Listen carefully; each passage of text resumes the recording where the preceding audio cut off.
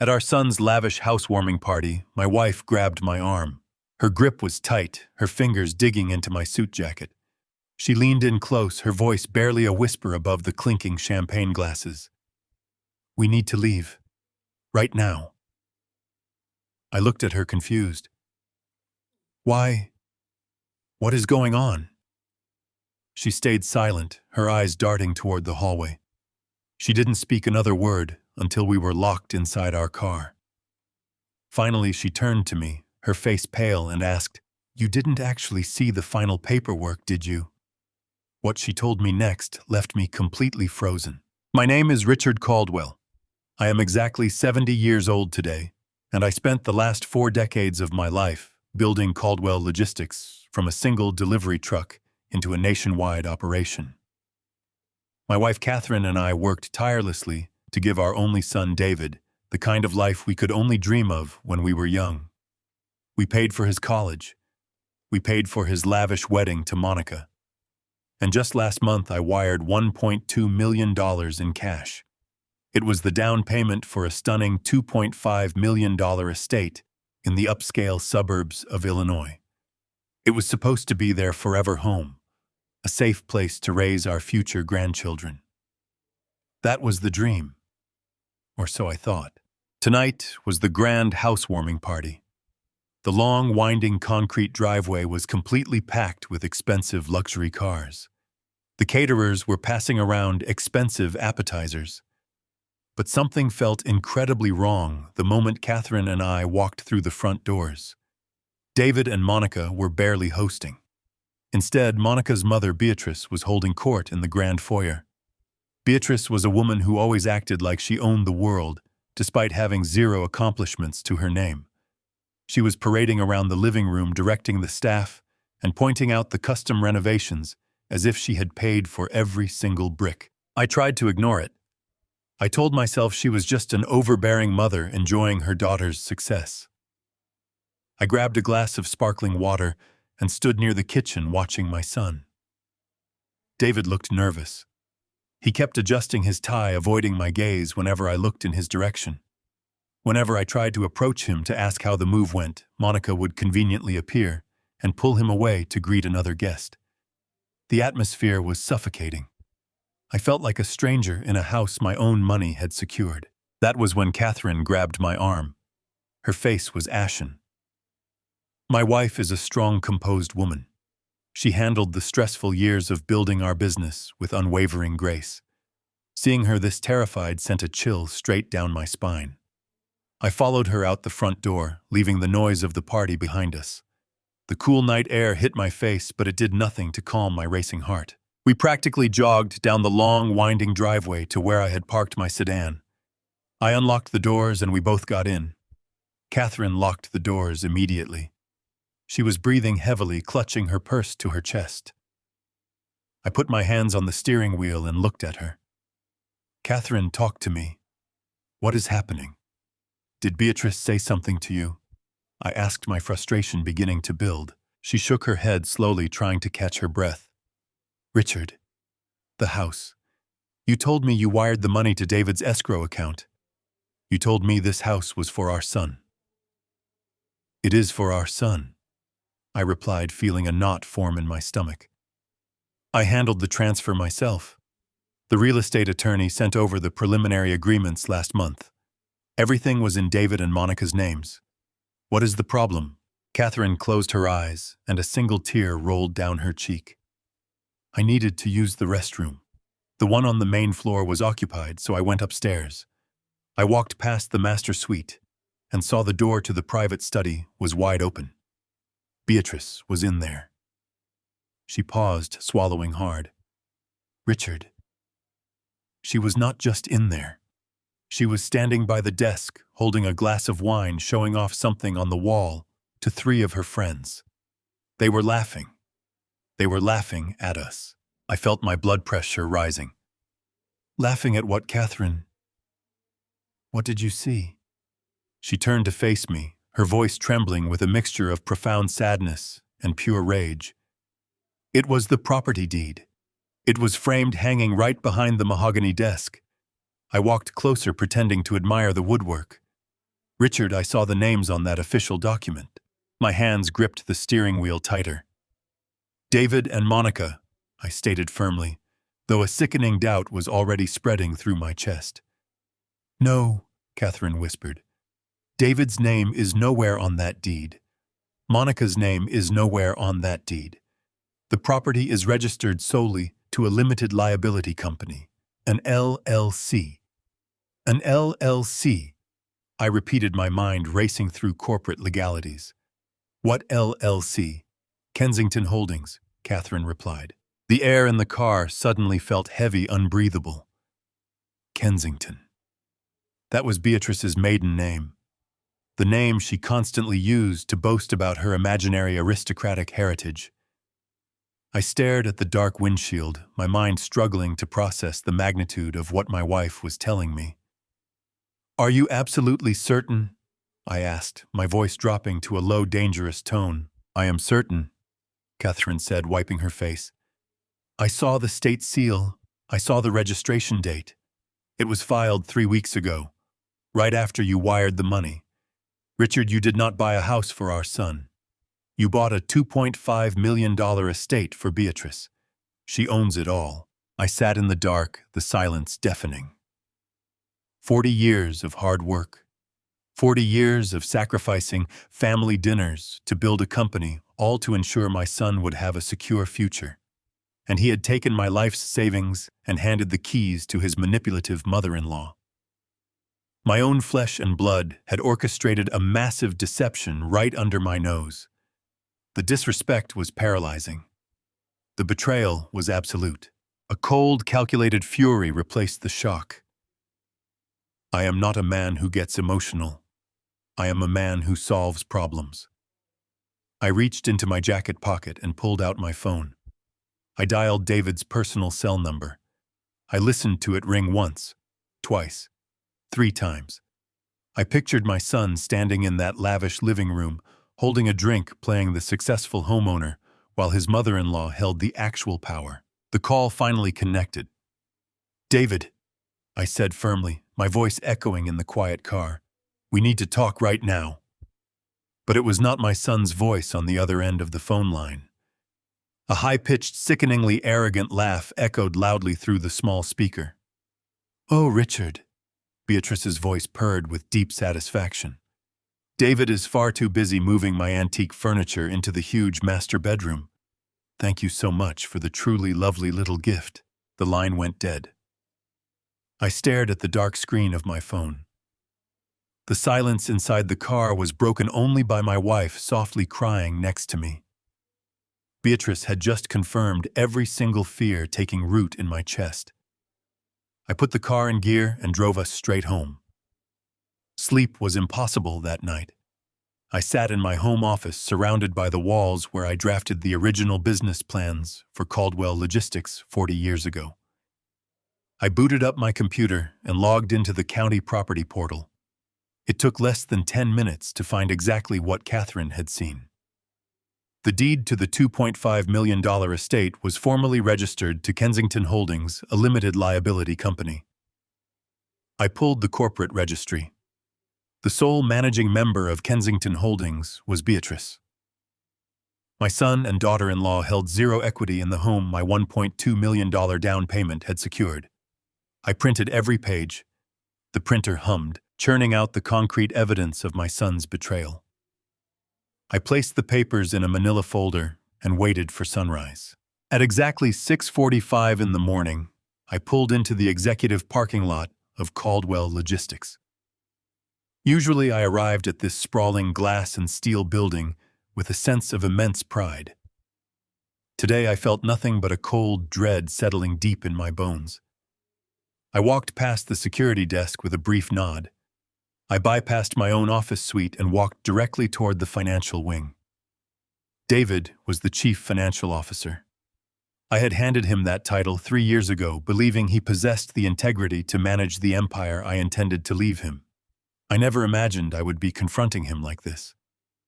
I pushed open the heavy oak door to his office without knocking. David was sitting behind his massive desk, sipping coffee, his eyes glued to a dual monitor setup. He looked up, startled by my sudden appearance. Dad, he said quickly, masking his surprise with a practiced, easy smile. What are you doing here so early? I thought you and Mom were taking the morning off after the party. We missed you when it came time for the toast. I did not return his smile.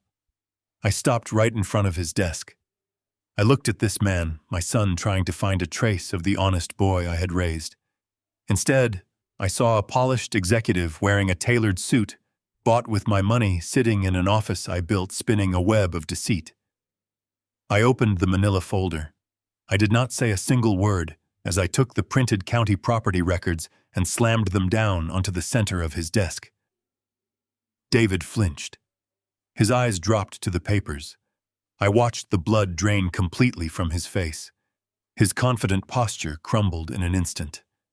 A bead of sweat formed near his hairline as he scanned the highlighted name on the corporate registry. Kensington Holdings. Care to explain why my $1.2 million down payment purchased a mansion for your mother-in-law? I asked, my voice dangerously calm. Dad, listen, it is not what it looks like. He finally stammered, his voice lacking its usual smooth authority. You do not have the full picture. There are things you do not understand about how we structured this. I understand perfectly, I replied, leaning closer to his desk. I understand that I gave you the money to secure a future for your family, and you secretly handed the deed over to Beatrice. She even answered your phone last night to mock me about it. So you have exactly 1 minute to tell me the truth before I call the bank and report a massive financial fraud. David wiped his forehead. He was panicking. Before he could invent a suitable lie, the office door swung open. Monica walked in carrying a tray of expensive pastries and 2 designer coffees. Richard, she said, her voice overly sweet, we did not expect you today. Obviously, I replied, not breaking eye contact with David. Monica walked over to her husband, her eyes catching the property documents spread across the mahogany desk. I saw her posture stiffen, a defensive wall immediately going up. She looked at David, then turned her gaze toward me, her expression hardening. The sweet daughter-in-law act evaporated. Did you actually go digging through public records just to spy on us? Monica asked, her tone dripping with sudden indignation.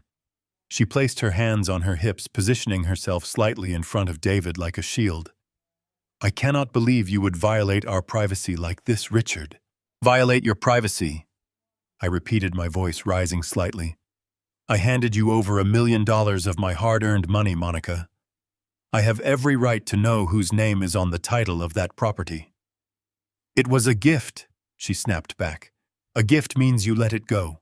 It means you trust your son to make the right decisions for his family. Instead, you are sneaking around behind our backs, investigating us like we are criminals. It is incredibly controlling, Richard. Frankly, it is toxic. David quickly picked up on her cue, finding his courage now that he had reinforcements. Monica is right, Dad, he said, shaking his head slowly. We are adults. You cannot just storm into my office and hurl accusations because you do not understand modern financial planning. You are reacting emotionally instead of logically. I felt a sickening twist in my gut. They were completely united in this manipulation. They stood shoulder to shoulder, looking at me not with remorse but with unified annoyance. Reacting emotionally? I asked quietly.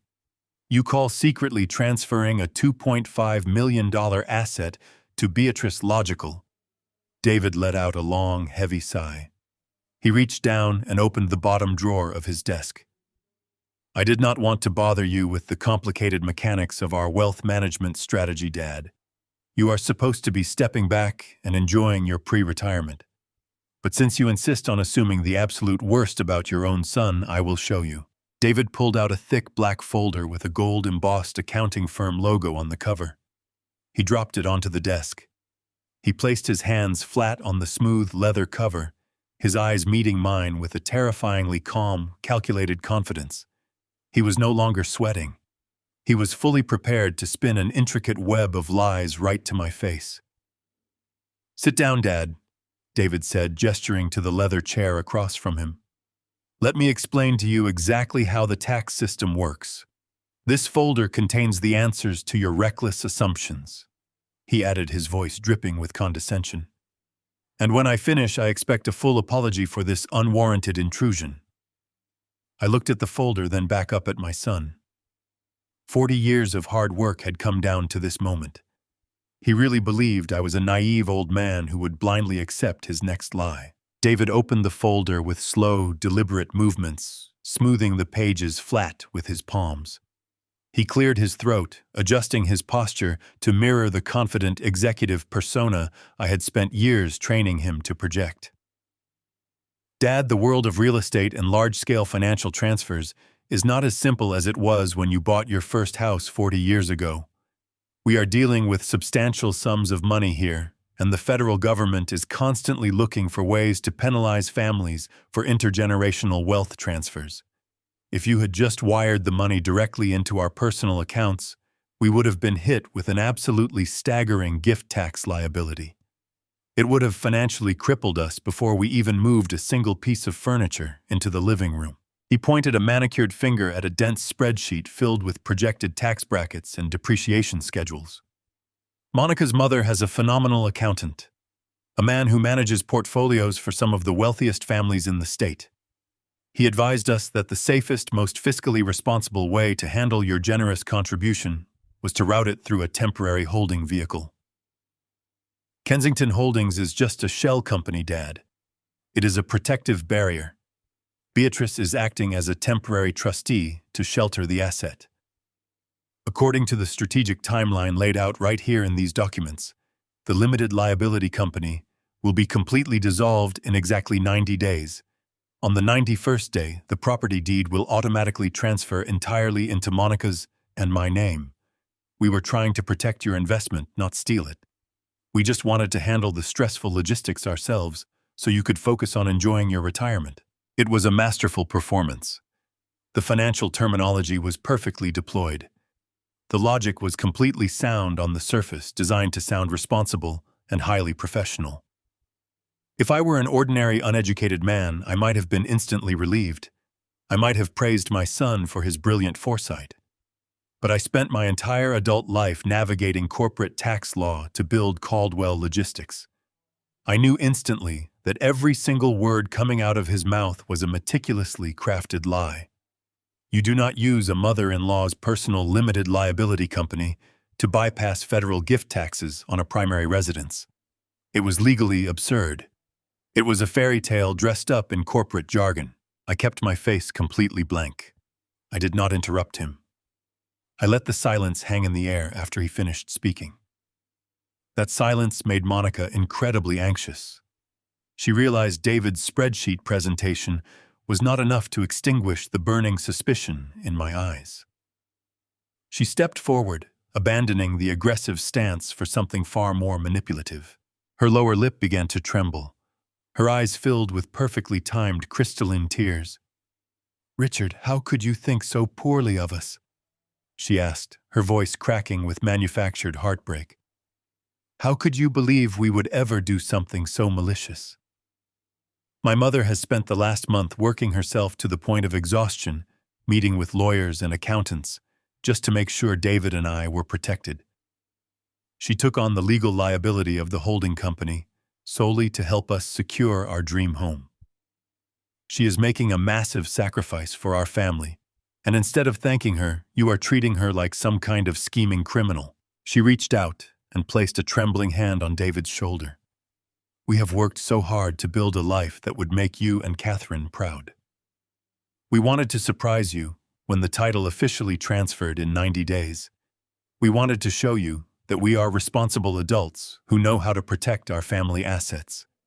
But you could not even give us the benefit of the doubt. You just assumed the absolute worst. Your lack of trust is deeply wounding, Richard.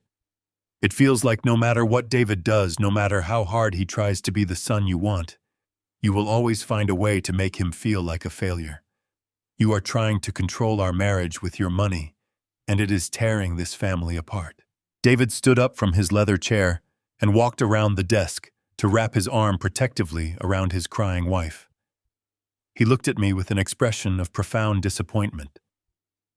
"Please, Dad," he begged, his voice softening into a plea for paternal sympathy. "Do not ruin the family harmony over a simple misunderstanding about temporary tax structures. Mom was so upset last night. Monica is devastated right now. We all just want to move forward and enjoy the beautiful home you helped us acquire. Just give it 90 days. You will see the deed transfer. You will see that everything I am telling you is the absolute truth. Just trust me." I stood there in the center of the office, surrounded by the empire I had built from nothing. I looked at the son I had raised and the daughter-in-law I had welcomed into my home. They were looking at me with expectant, tear-filled eyes, waiting for me to yield. My gut was screaming that this was only the surface of a much darker, far more dangerous conspiracy. The lie about the tax loophole was too rehearsed. Monica's tears were too convenient. Beatrice's arrogant laughter on the phone the night before did not match the narrative of a selfless, sacrificing mother. I realized in that exact moment that confronting them directly with logic and anger would yield absolutely nothing. They were prepared for a fight. They were not prepared for a surrender. If I wanted to uncover the actual truth, I needed them to believe they had successfully fooled me. I needed them to drop their guard.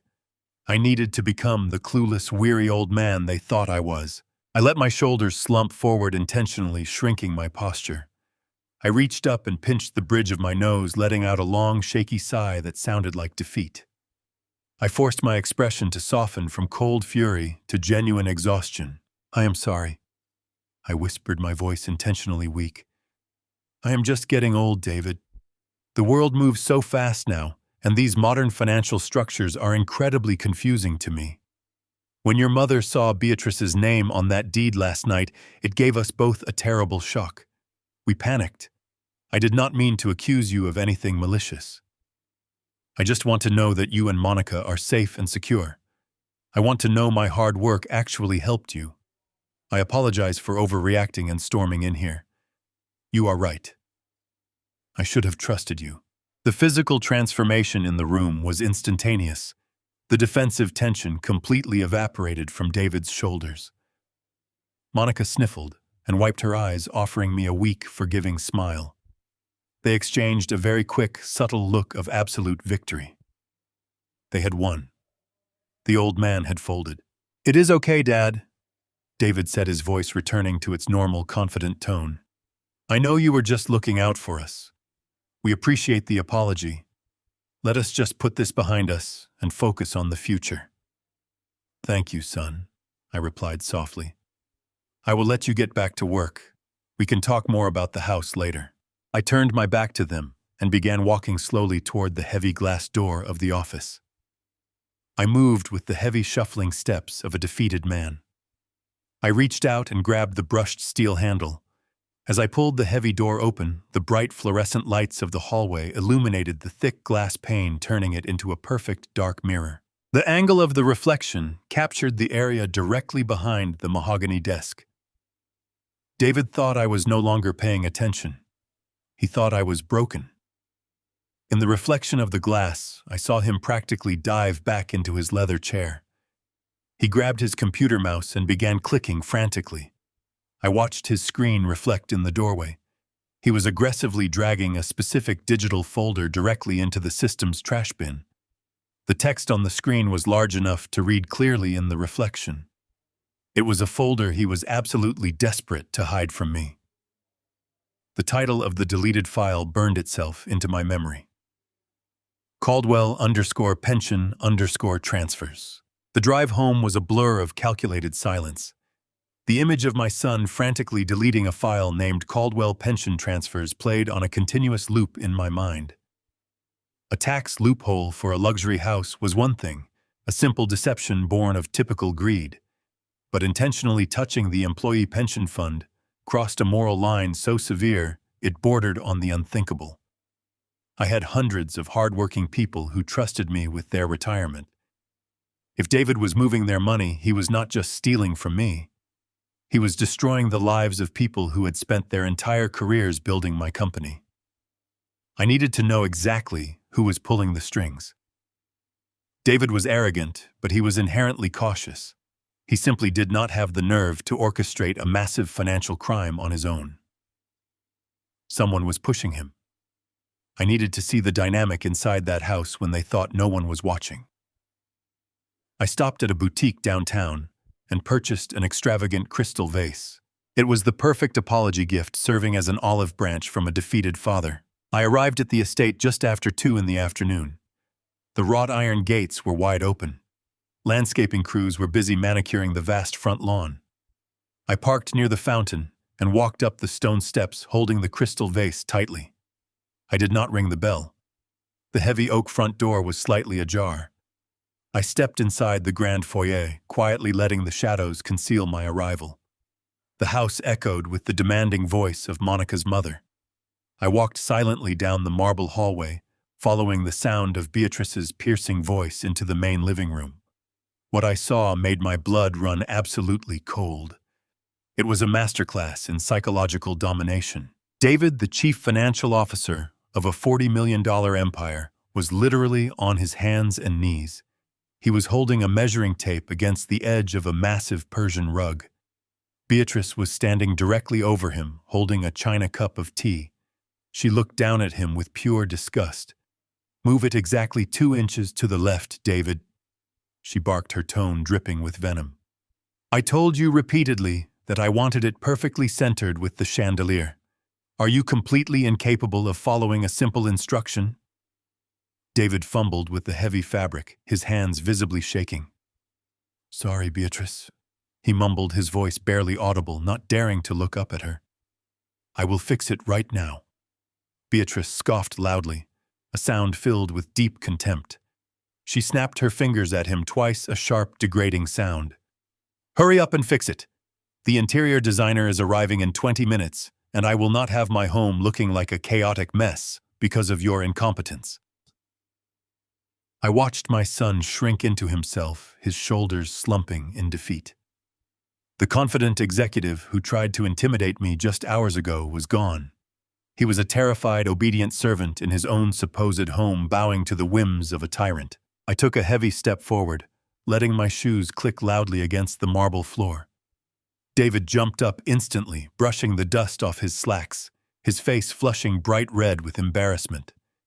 Beatrice turned around, her eyes narrowing suspiciously as she saw me holding the crystal vase. Monica walked in from the adjoining kitchen, stopping dead in her tracks when she spotted me.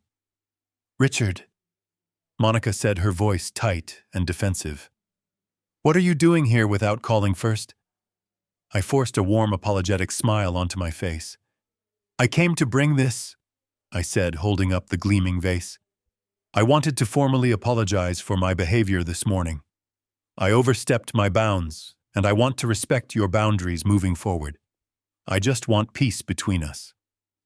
Beatrice looked at the vase, her lips slowly curling into a smug, victorious smile. "Well, that is very mature of you, Richard. Just put it on the side table and do not scratch the wood." I placed the vase down gently and turned my attention to David. He was staring at the floor, refusing to make eye contact with me. I needed to see how deep this control went.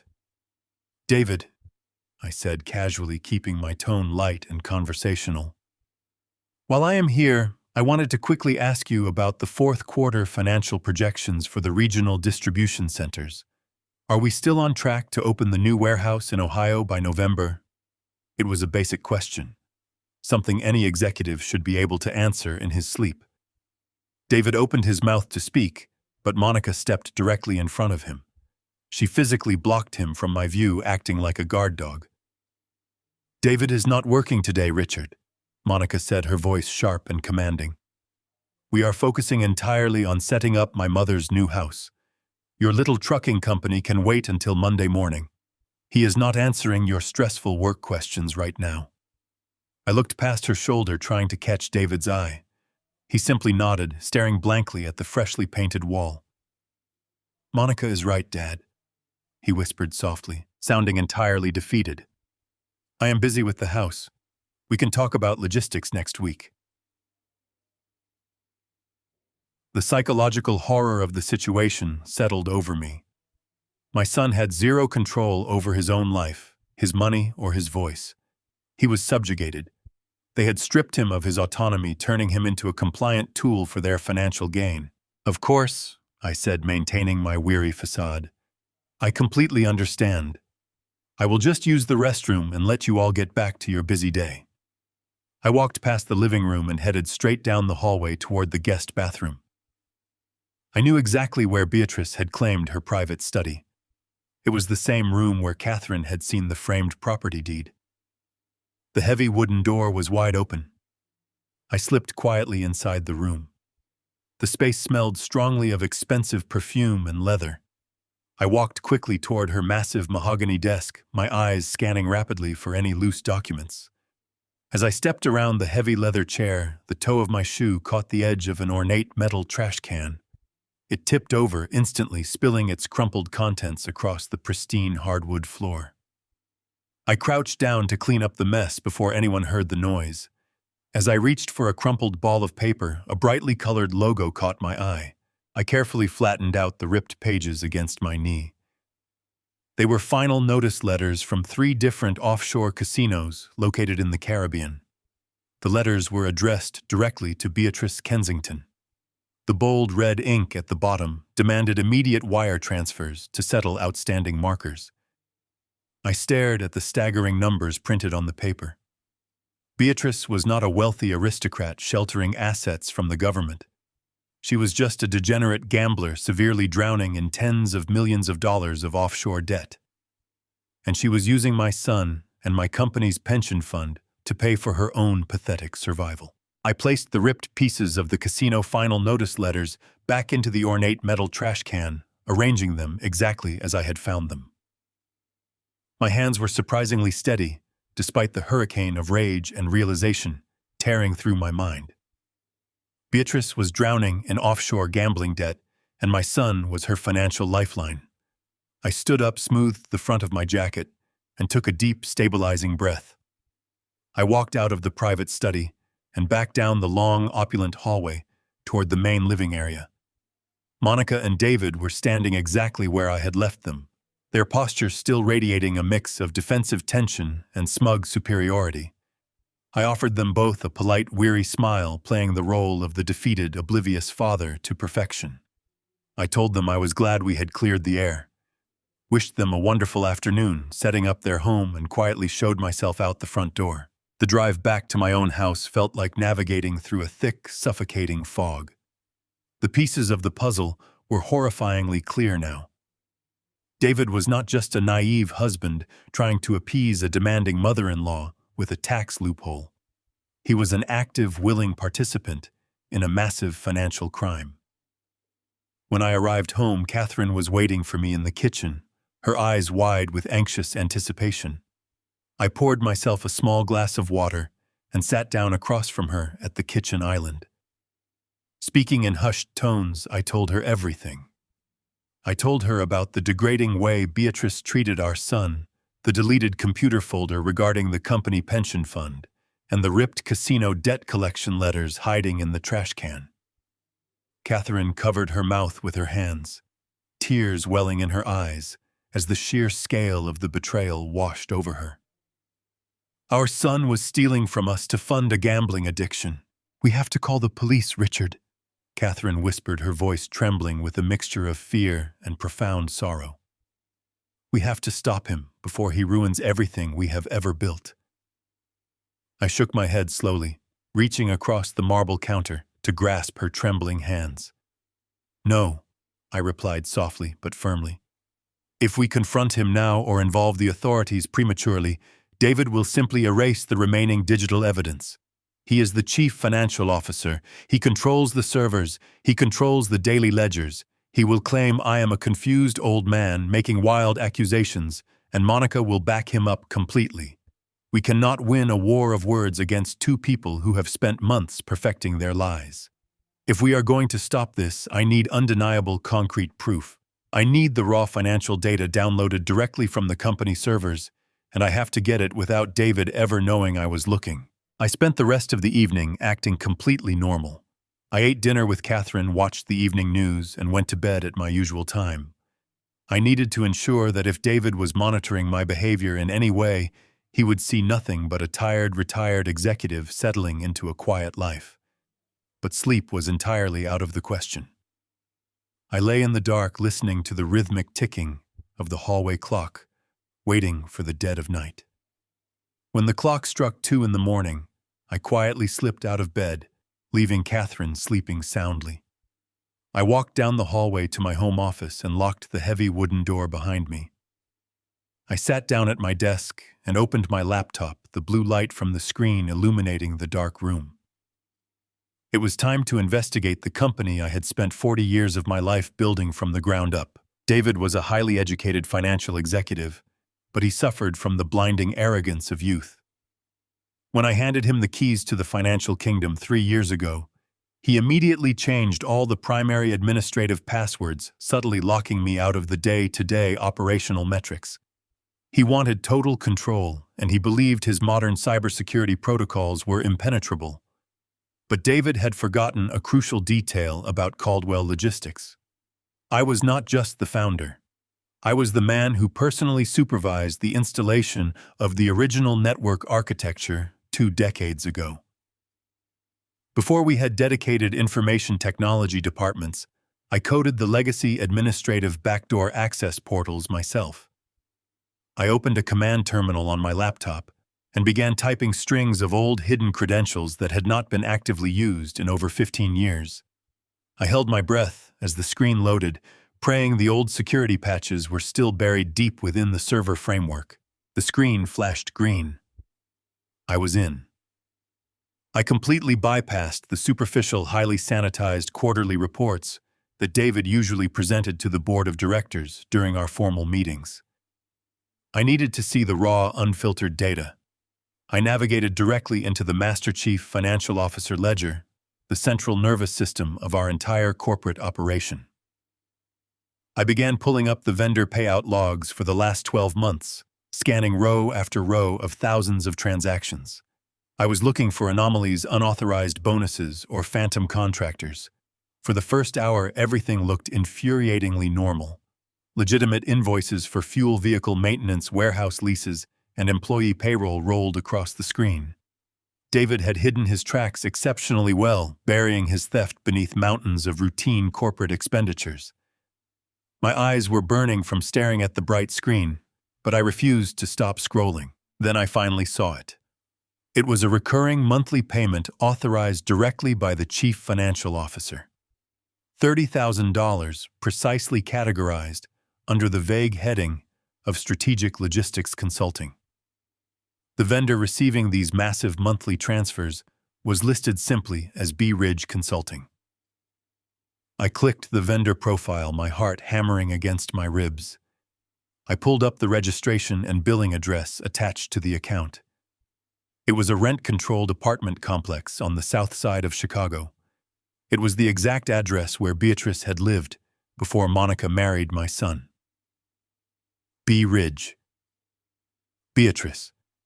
It was so brazen, so completely arrogant, that it made my blood boil. David was funneling $30,000 a month of my company's revenue directly to his mother-in-law to feed her gambling addiction. He was draining the accounts dry to pay off offshore casino creditors. The entitlement required to execute this scheme was absolutely staggering.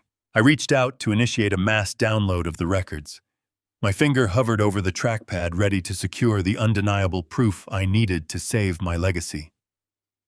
I clicked the primary extraction icon, expecting a progress bar to appear.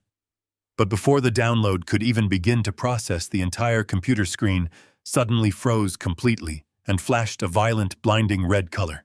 A high-priority security system warning popped up directly in the center of the dark monitor.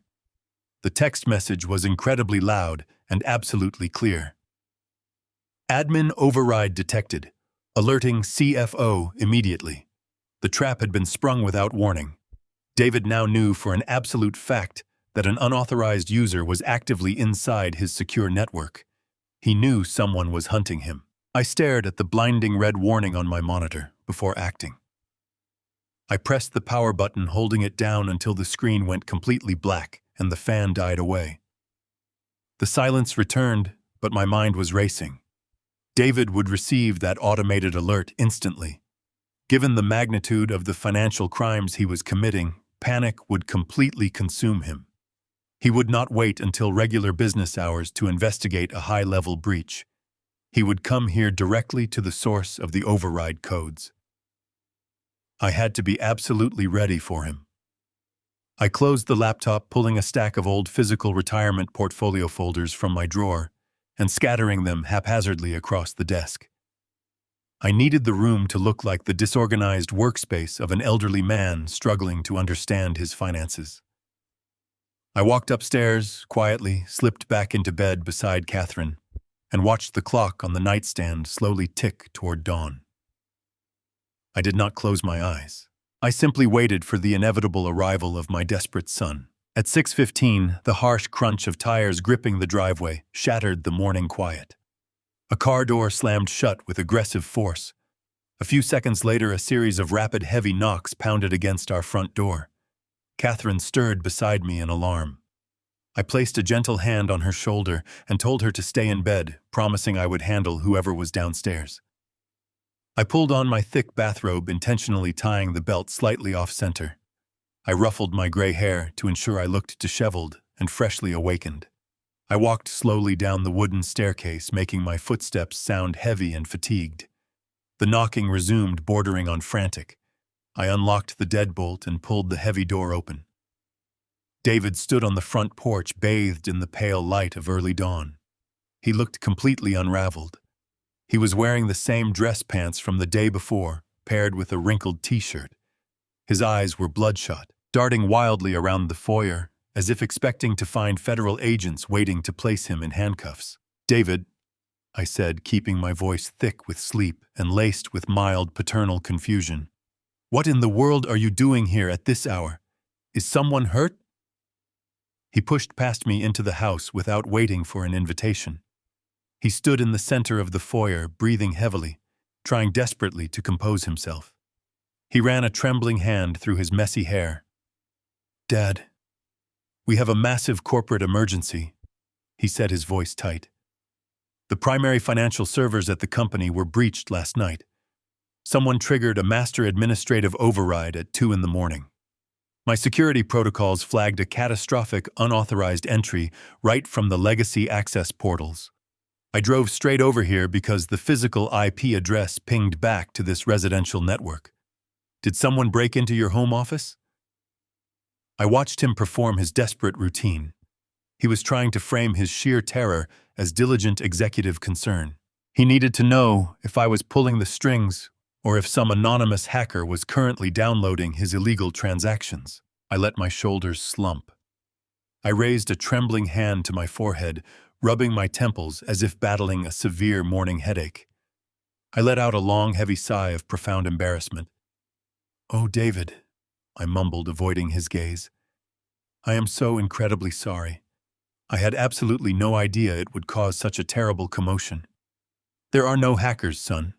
It was just me." David froze completely. The remaining color drained from his face as he braced himself for the worst. "You?" he asked, his voice dropping to a terrified whisper. "What do you mean it was you? What were you doing in the central ledger at 2 in the morning?" I shook my head, playing the role of a deeply frustrated, technologically incompetent senior citizen to absolute perfection. "I could not sleep," I explained, my voice wavering slightly with manufactured shame. "I came downstairs to look over my personal retirement portfolios. You know I like to review the quarterly yields, but that new financial software you installed last month is completely impossible to navigate. I could not figure out how to access my private shareholder dashboards. I kept clicking on different menus, and these warning boxes kept popping up on the screen." I gestured weakly toward the hallway leading to my office. "I tried using my old master passwords from back when we ran the legacy systems, hoping it would just bypass the new security walls. I guess I must have triggered an alarm." The screen suddenly flashed red, and the computer completely froze on me. I got so frustrated with the glowing warnings that I just unplugged the machine from the wall and went back to sleep. I am so sorry I woke you up in a panic, David. I was just trying to read my pension statements, and I ended up breaking the entire system. I feel like an absolute fool. I looked up at him, my eyes wide and apologetic. I waited for his reaction. I watched the profound, intoxicating relief wash over his entire body. The terror in his bloodshot eyes instantly dissolved, replaced immediately by a familiar, sickening arrogance. He let out a loud, dramatic exhale, dropping his head back and staring at the ceiling, as if asking the universe for patience with a foolish child. The transition from a panicked criminal to a condescending superior was seamless. Unbelievable! David scoffed, his tone dripping with patronizing irritation. You unplugged the machine, Dad. You cannot just randomly input deprecated administrative codes into a modernized corporate network. You triggered a level 5 security cascade. I thought we were experiencing a coordinated cyber attack from a foreign entity. You practically gave me a heart attack over a simple retirement statement. He shook his head, placing a heavy, comforting hand on my shoulder. It was a gesture meant to assert dominance. Listen to me, he said, speaking slowly, as if addressing a toddler. You are getting too old to be messing around with advanced technology. The systems are vastly different now. They are highly sensitive. You need to leave the technical operations to me and my team. If you ever want to review your personal pension files, you call my assistant. We will print out a physical copy. Do not try to log into the servers yourself ever again. You are just going to cause unnecessary damage. I nodded meekly, keeping my eyes fixed on the floor. You are absolutely right, son, I murmured. I will leave the heavy lifting to you. I am sorry. David patted my shoulder. Just get some rest, Dad. Let the younger generation handle the details. He turned and walked out the front door. I watched him through the side window. When his luxury car vanished around the corner, my posture straightened. The trembling in my hands ceased entirely. I grabbed my burner phone and dialed a secure number. Thomas? I said, my voice cold and stripped of all paternal mercy. I need you to quietly tear my son's life apart. Thomas Bradley was not a man who asked questions. He was a forensic auditor who operated in the dark, a phantom who could trace a single stolen dollar through a labyrinth of international shell companies and encrypted offshore accounts. When I hung up the burner phone, I felt the first genuine sense of calm I had experienced in days. The trap was set. Now I just had to play my part. The opportunity presented itself that very Friday. Catherine had invited David, Monica, and Beatrice over for a family dinner. It was a long-standing tradition, but tonight it felt like setting the stage for a psychological war. Catherine spent the entire afternoon preparing her signature roast, completely unaware of the digital excavation Thomas was currently performing on our son. I had not told her about my midnight discovery in the corporate ledger or my call to Thomas. I needed her reactions to be entirely authentic. If David suspected for a single second that we were plotting against him, he would panic and destroy the servers. They arrived exactly at 7 o'clock. David walked through the front door with a bottle of expensive wine, wearing a relaxed, confident smile. The panic from the early morning system alert had completely vanished from his face. He believed he had successfully neutralized the threat. He believed his father was just a technologically illiterate old man who had fumbled his way into the wrong computer file. Monica followed close behind him, carrying a bouquet of flowers, playing the role of the devoted daughter-in-law to absolute perfection. And then came Beatrice. She swept into our home as if she were a reigning monarch inspecting a peasant village. She wore a tailored silk dress and diamond jewelry that I now knew was financed by the stolen retirement funds of my hard-working employees.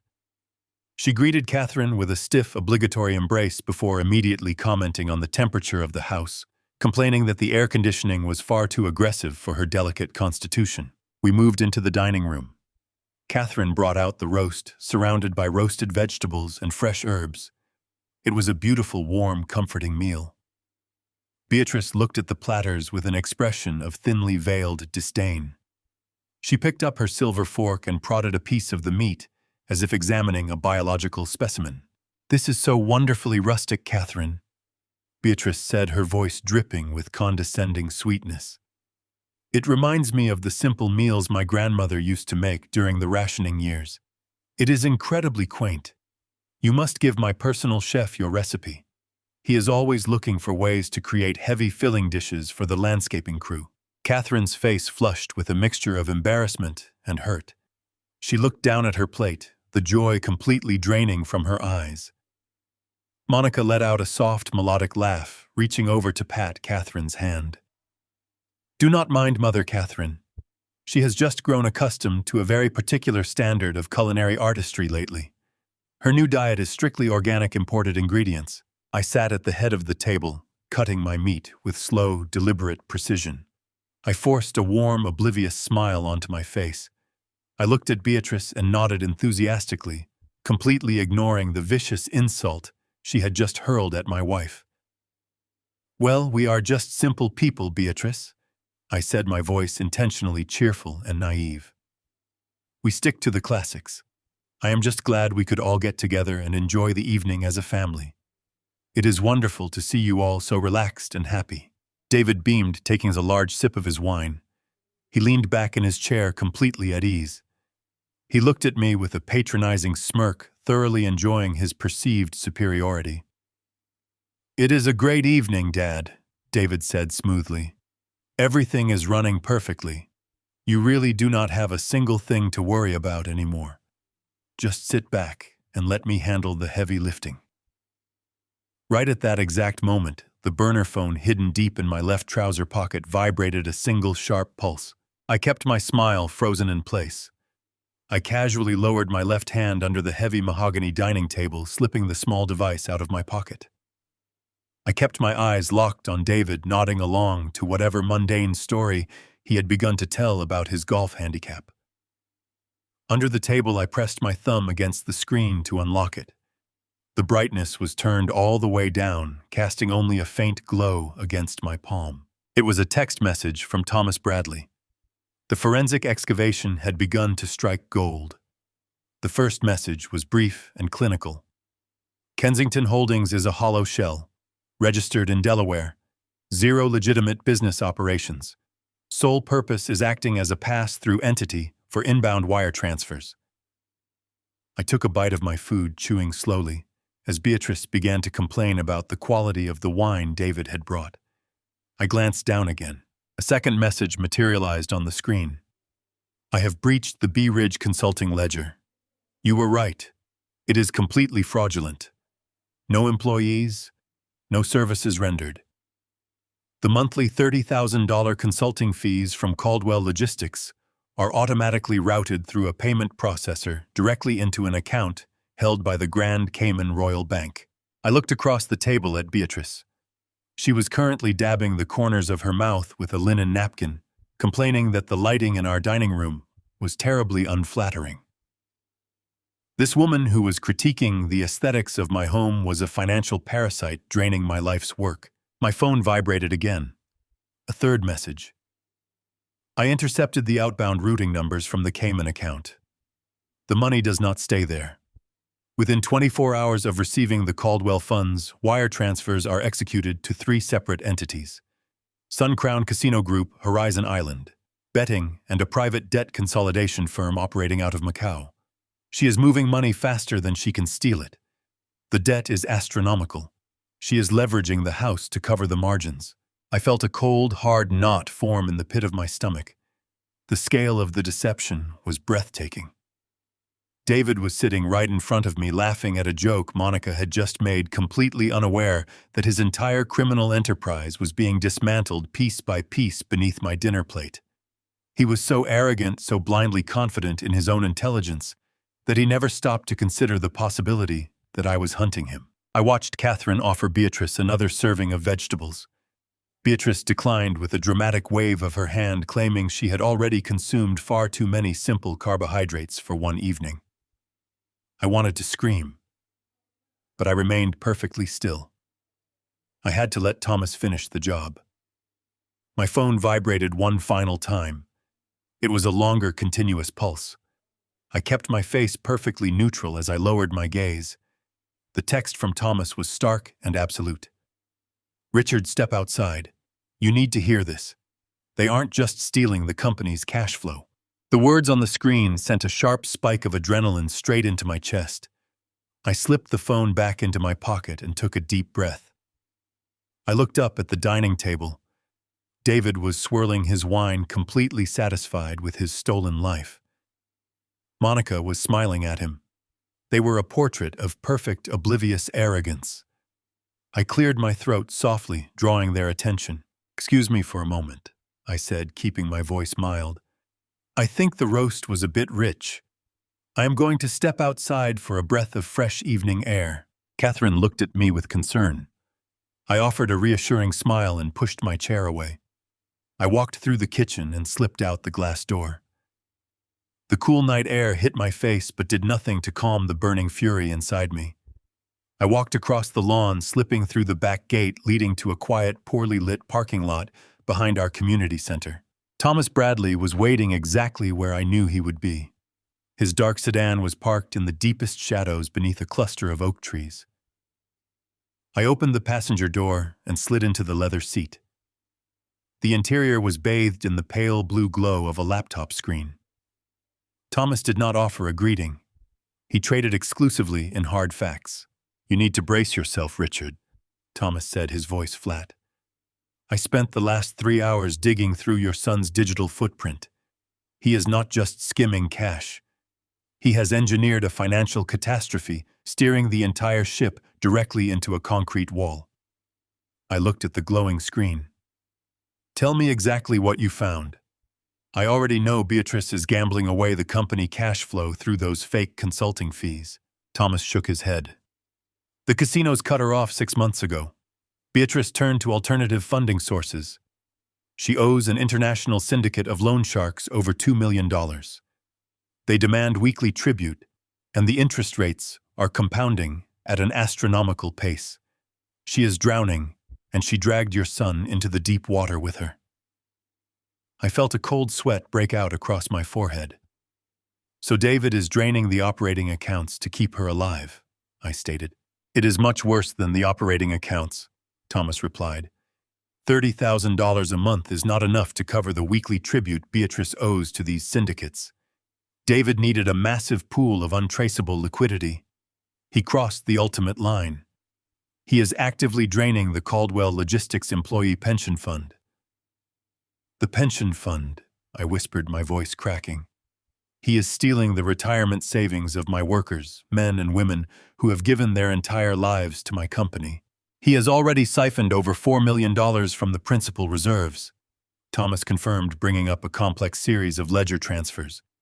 "He is routing it through Beatrice's shell company, sending it directly to Macau. He is burning the futures of your employees to pay for his mother-in-law's gambling debts." My son was a monster. But Thomas was not finished. "There is a reason he felt comfortable taking such an insane risk," Thomas continued. "David is a coward. He knew touching the federal pension funds would attract the authorities. He needed an absolute guarantee that he would walk away clean when the house of cards collapsed. He needed a designated fall guy." "He set me up," I said quietly, the realization settling over me. "He framed you perfectly," Thomas said, dropping a thick stack of printed documents onto my lap. "I found these buried in a hidden partition on the main server. David used your digital signature to forge binding legal declarations. He drafted documents naming you as the sole guarantor of Beatrice's massive syndicate debts. He forged executive orders authorizing the creation of the phantom subsidiaries draining the pension fund. Every wire transfer, every illegal loan, every stolen dollar has your name attached to it at the top of the command chain." I stared down at the papers in my lap. The forged signatures looked perfectly authentic. The legal language was ironclad. If federal authorities launch an investigation, or if the loan sharks decide to collect their principal balance by force, all the paper trails lead directly to your home office, Thomas explained. David structured this entire criminal enterprise so he looks like an innocent subordinate following the erratic orders of his aging father. If this operation goes bust, Richard, you are the one going to federal prison. You will die in a cell, and David will assume total control of whatever assets remain. The terrifying reality locked my jaw. My own flesh and blood had systematically planned my financial ruin and physical incarceration. I spent 40 years building a legacy of honor, and David had twisted it into a noose meant for my neck. I looked toward my home where my son was currently drinking my wine and smiling at my wife. "How long do we have before the annual corporate audit?" I asked, my voice turning into a cold, mechanical rasp. "The external auditors arrive in 3 weeks. When they look at the pension reserves, they will spot the massive deficit. The entire scheme will unravel." Thomas let out a slow, heavy breath. He reached into his leather briefcase and pulled out one final document protected inside a clear plastic sleeve. He held it out toward me. The ambient light from the laptop illuminated the bold text at the top of the page. "David knows about the upcoming audit," Thomas said quietly. "He knows the deficit cannot be hidden from external regulators. He does not plan on letting you take the fall after the audit happens. He is going to spring the trap before the auditors even arrive at the building." I took the plastic sleeve from his hand. I read the title of the document. My blood turned to ice in my veins. "It is a drafted legally binding petition for emergency medical conservatorship," Thomas explained, his tone laced with genuine disgust. "I intercepted emails between David, Monica, and an unethical private judge. They are planning to file this petition next week in a closed session. They are going to testify under oath that your recent behavior has become erratic and dangerous. They will claim you are suffering from severe dementia and actively destroying the company with reckless financial decisions." I stared at the petition. It outlined a complete seizure of my personal rights and medical autonomy. It painted me as a broken man incapable of caring for himself. "Once the judge signs that order, you immediately lose all legal authority," Thomas said. "David and Monica will be granted total control over your life and Caldwell Logistics. They will lock you away in a secure memory care facility, isolating you from the outside world. You will not be able to talk to Catherine, your lawyers, or the authorities. Once silenced, David will use his power as conservator to cover his tracks, blame the missing pension funds on your supposed decline, and walk away with everything." They were going to bury me alive. I sat in the dark passenger seat of Thomas Bradley's car, staring at the drafted conservatorship petition. They were going to bury me alive. The sheer scale of their cruelty washed over me, replacing the last remaining fragments of my paternal love with cold, absolute resolve. I handed the plastic sleeve back to Thomas. I did not shed a single tear. I looked at the forensic auditor and nodded. The time for sorrow had passed. It was time to go to war. I told Thomas to begin securing the evidence immediately, instructing him to trace every stolen dollar and build an impenetrable fortress around my personal assets. I stepped out of his car and walked back through the damp grass toward my home. The next morning, I initiated the performance of my life.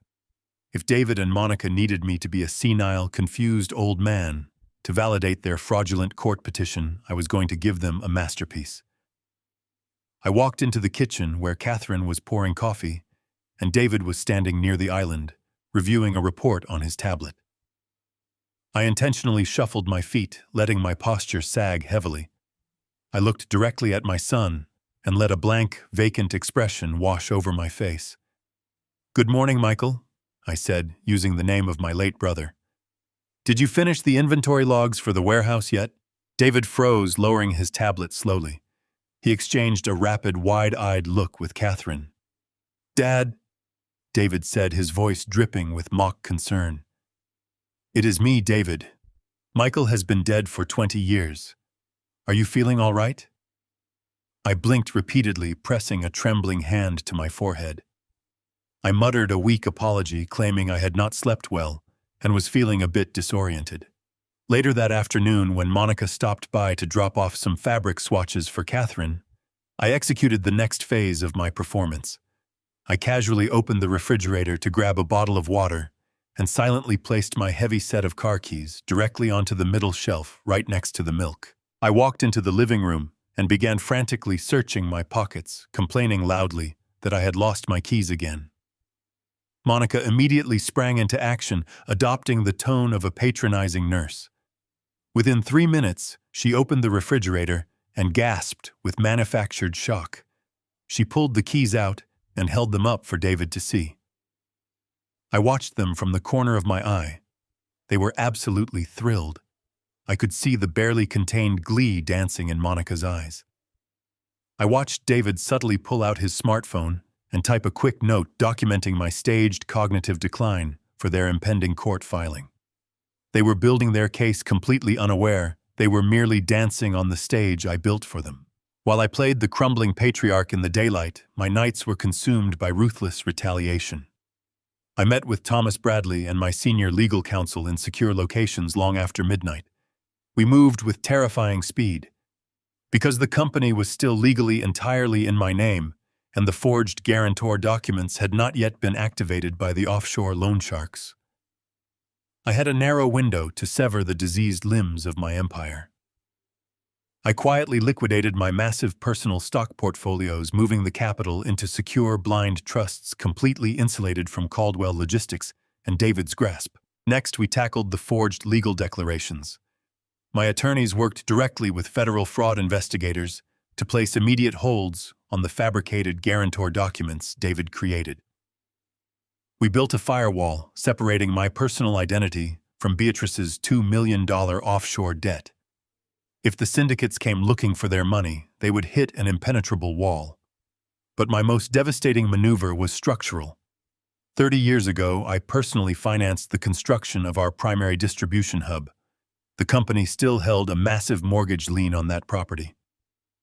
Working silently, I executed a complex legal transfer, moving that massive lien out of the corporate holding company and directly into my own private trust. In one stroke, I transitioned from being the vulnerable founder to becoming the supreme, untouchable creditor of my own company.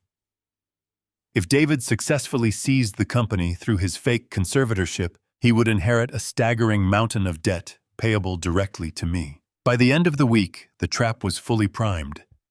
I had successfully secured my personal wealth, completely neutralized his malicious leverage, and armed myself with enough forensic evidence to send him to federal prison for a decade.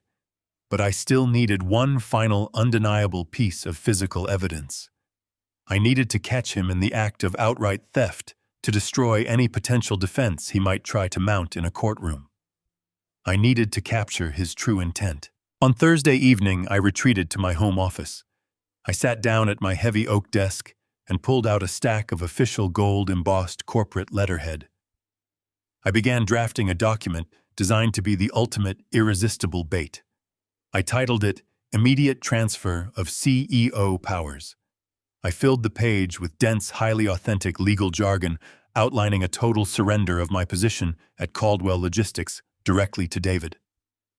I included clauses transferring total asset control and unmitigated banking authority. It was exactly what he and Monica were trying to achieve through their fraudulent court filing, but packaged as a voluntary gift. I printed the document and placed it precisely in the center of my leather desk pad. I laid my favorite gold fountain pen right beside it, leaving the signature line glaringly blank. I made sure the document looked like a work in progress, something I was contemplating, but had not yet finalized. It was an incredibly dangerous piece of paper. To a desperate man, an unsigned transfer of power was an invitation to commit absolute forgery. I stood up and walked over to the tall bookshelf lining the far wall of the office. Hidden deep within the hollowed-out spine of an antique encyclopedia, I had installed a motion-activated microcamera. The lens was smaller than a pinhead, angled perfectly to capture the entire surface of my desk. I synced the live feed directly to my encrypted burner phone.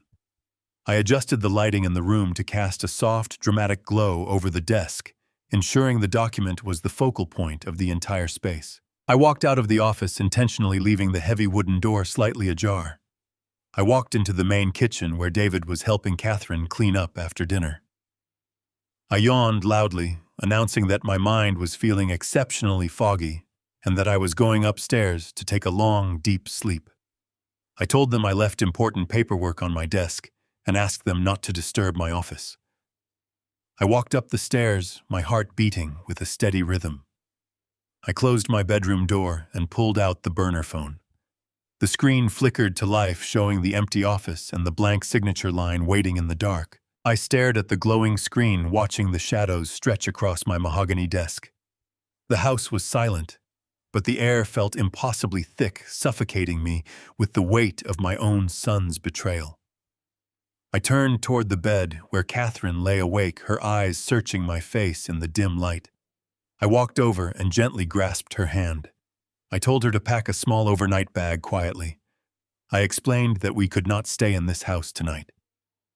David and Monica were still downstairs finishing their wine in the kitchen, pretending to be the perfect, loving family. I could not sleep under the same roof as the people plotting to lock me away. We slipped out through the private side entrance attached to the master suite, leaving our home like fugitives in the night. A black sedan arranged earlier by Thomas Bradley was waiting for us at the end of the street. It transported us directly to a secure private suite in a downtown hotel, far away from the toxic deception filling our own living room. The hotel room was immaculate and cold, a stark contrast to the warmth of the home we had just abandoned. I connected my laptop to the secure network Thomas had established, transferring the live video feed from my burner phone to the larger high-definition monitor. Catherine sat beside me on the edge of the stiff mattress, wrapping a thick woolen shawl around her shoulders. We sat together in the sterile darkness of the hotel suite, our eyes glued to the digital window, looking directly into my corporate sanctuary. For over an hour, the screen showed absolutely nothing but the quiet stillness of my empty office. The gold fountain pen gleamed faintly under the ambient streetlight, filtering through the large windows. The trap was perfectly laid, completely undisturbed. Catherine leaned her head against my shoulder, her breathing shallow and ragged. She wanted to believe that David would not cross the final line. She desperately wanted to believe that the boy she had carried, nurtured, and loved unconditionally would simply walk past the office door and go to sleep. But I knew the intoxicating pull of desperation. David was drowning in his mother-in-law's massive syndicate debt, and the document resting on that desk was his ultimate salvation. At exactly 1:15 in the morning, the heavy wooden door to my office slowly creaked open. Catherine gasped softly, her fingers digging painfully into my forearm. Two dark silhouettes stepped into the room. David reached out and flicked on the small brass reading lamp positioned on the edge of the bookshelf. The dim, warm light illuminated his face, revealing a mask of absolute predatory focus. Monica followed closely behind him, her movements quick and quiet. They did not look like a married couple checking on an elderly father.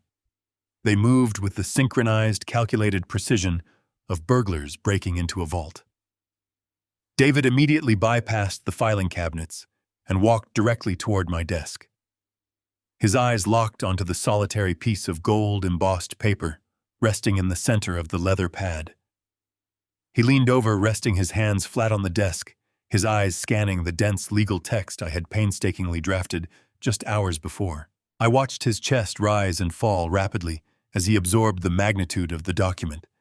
He picked it up, holding the paper closer to the brass lamp, to read the specific clauses outlining the immediate voluntary transfer of my chief executive officer powers and total banking authority. A slow, sickening smile spread across his face, completely transforming his features into something unrecognizable. He turned to Monica, holding the document up like a victorious trophy. "Look at this," David whispered, his voice trembling with a mixture of disbelief and sheer exhilaration. "He actually drafted it. The old fool is practically handing over the keys to the entire kingdom on a silver platter. He is so completely terrified of his own declining memory that he is voluntarily drafting the exact surrender we needed." Monica stepped closer, snatching the paper from his hand. She read the clauses rapidly, her eyes darting back and forth across the page. Her lips parted into a wide, malicious grin. She let out a sharp, cruel laugh that echoed through the quiet office, a sound devoid of any human empathy. "I cannot believe this is actually happening," Monica sneered, tossing the document back onto the desk with an arrogant flick of her wrist. "He is making it so incredibly easy for us. I honestly thought we were going to have to fight him in court for months." But look at him, David. He is completely broken. He really is nothing but a senile cash cow waiting to be milked. The sheer venom in her voice was physically repulsive. Catherine began to weep silently beside me, the tears streaming down her face as she listened to the woman she had welcomed into our family mock my very existence. But the horror was far from over. David picked up the gold fountain pen, rolling it smoothly between his fingers. He stared down at the blank signature line waiting at the bottom of the page. "We do not even need to forge it right now," David said, his tone chillingly calm and entirely devoid of morality. "We will let him think it is his own brilliant idea. I will casually bring it up during family dinner on Friday night. I will play the concerned son, telling him how exhausted he looks, how much he needs to step down for his own health. We will place this exact document in front of him, and he will sign it willingly to save face." He placed the pen back onto the desk, aligning it perfectly with the edge of the paper. "And once he signs this on Friday, our problems are completely solved," David continued, his voice dropping to a low, menacing register that chilled me to the bone. "We secure the remaining pension funds, we satisfy the syndicate, and we quietly finalize the emergency medical conservatorship paperwork on Monday morning. We lock him in that specialized psychiatric facility in Nevada by the end of the month. It is isolated, highly secure, and strictly controls all external communications. He will never speak to a lawyer or a bank manager ever again. Beatrice will be absolutely safe, our debts will be entirely erased, and we will finally have the total control we deserve." Catherine broke down into heavy, uncontrollable sobbs. The devastation of hearing her son calculate our permanent imprisonment shattered her heart. She buried her face into my shoulder, shaking violently as the reality of their greed washed over her. I did not offer any words of comfort. I simply wrapped my arm around her trembling frame and held her hand tightly. My eyes remained fixed on the glowing monitor, watching the two miserable rats scurrying happily through the maze I had meticulously designed for them. The paternal love that had once blinded me to their true nature evaporated, replaced by a dark, frozen resolve. "Let them have their Friday dinner," I whispered. "It will be their last." Friday evening arrived with an oppressive heat that mirrored the heavy tension settling deep within my chest. Catherine and I drove up the winding driveway of the Kensington estate just as the sun began to dip below the tree line. The wrought iron gates were flanked by private valets, and the circular courtyard was packed with high-end luxury vehicles. Beatrice had not just planned an intimate family dinner to execute their coup. She had invited an audience. She had gathered her circle of wealthy, superficial acquaintances to witness her magnificent new lifestyle funded entirely by my stolen pension reserves. I parked near the edge of the fountain, taking a brief moment to reach across the console and squeeze Catherine's hand. Her fingers were trembling slightly, but her eyes were filled with quiet strength. We had spent the last 48 hours grieving the son we thought we knew. Tonight, we were simply walking into a cage of predators fully prepared to lock the door behind us. We walked up the stone steps and were ushered inside by a hired butler. The main living room had been completely transformed into a lavish cocktail reception. A string quartet played softly in the corner, drowned out by the shrill laughter of Beatrice holding court in the center of the room. She was draped in heavy silk and wearing a necklace of emeralds holding a crystal flute of champagne while she regaled guests with fabricated stories about her real estate investments. David stood slightly behind her, looking out of place despite his tailored suit. His face was pale, glistening with a thin sheen of nervous sweat. He was clutching a thick black leather folder tightly against his chest, his knuckles practically white from the pressure. He looked like a cornered animal waiting for the perfect moment to strike. When he noticed Catherine and me standing in the foyer, his posture instantly stiffened. Monica rushed over to greet us. Her face plastered with a wide, insincere smile that did absolutely nothing to hide the malicious calculation in her eyes. She leaned in to kiss Catherine on the cheek, her perfume smelling sharp and overwhelming. "Richard, Catherine, we are so incredibly thrilled you could make it tonight." Monica chirped, her voice intentionally loud enough for the nearby guests to hear. "We know how difficult it is for you to get out of the house these days, Richard especially, with your energy levels being so unpredictable lately." I leaned heavily on my walking cane, a new prop I had purchased specifically for this performance. I let my hand shake visibly as I reached out to pat Monica's arm, widening my eyes into an expression of absolute vacant confusion. "Thank you, dear," I rasped, making my voice sound thin and fragile. "I am just happy I remembered the way here. My mind has been playing terrible tricks on me all week. I keep misplacing my reading glasses and forgetting my own appointments." David let out a long, slow breath, visibly relaxing his shoulders as he watched my pathetic display of manufactured senility. The sight of my trembling hand entirely validated his criminal assumptions. He believed his trap was perfectly aligned. He walked over and guided me toward a velvet armchair in the corner of the room, treating me with the patronizing caution reserved for a brittle antique. He placed the black leather folder down on the side table next to me, his fingers lingering over the smooth cover. I knew exactly what was inside that folder. It was the bait I had left on my desk, the forged transfer of absolute corporate power waiting for my blind signature. David tapped the leather cover nervously, his eyes darting toward the dining room. "Just sit here and rest, Dad," David said, his tone thick with condescension.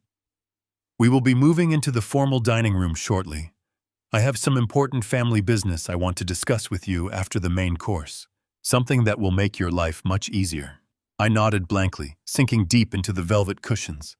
I watched as the evening slowly devolved into a grotesque display of arrogance. Beatrice paraded her wealthy friends around the estate, bragging loudly about the custom renovations and the imported Italian marble she had personally selected. Catherine stood quietly near the perimeter of the room, trying to remain invisible, but Beatrice was unwilling to let her peacefully exist. Beatrice snapped her fingers at a passing caterer, but the young man did not hear her over the music. Frustrated, Beatrice turned her piercing gaze directly onto my wife. "Catherine, darling!" Beatrice called out, her voice cutting through the ambient noise of the room. "Since you are just standing there doing absolutely nothing, be a dear and pass these crab appetizers around to the guests. The hired help is completely incompetent tonight, and you are so naturally accustomed to serving people in that quaint little kitchen of yours." The utter disrespect was breathtaking. The wealthy guests paused their conversations, watching to see how my wife would react to being publicly ordered around like a common servant in front of a crowd. Catherine's face flushed a deep crimson, but she maintained her absolute dignity. She did not argue. She simply picked up the silver tray and began walking silently among the guests, offering them the hors d'oeuvres.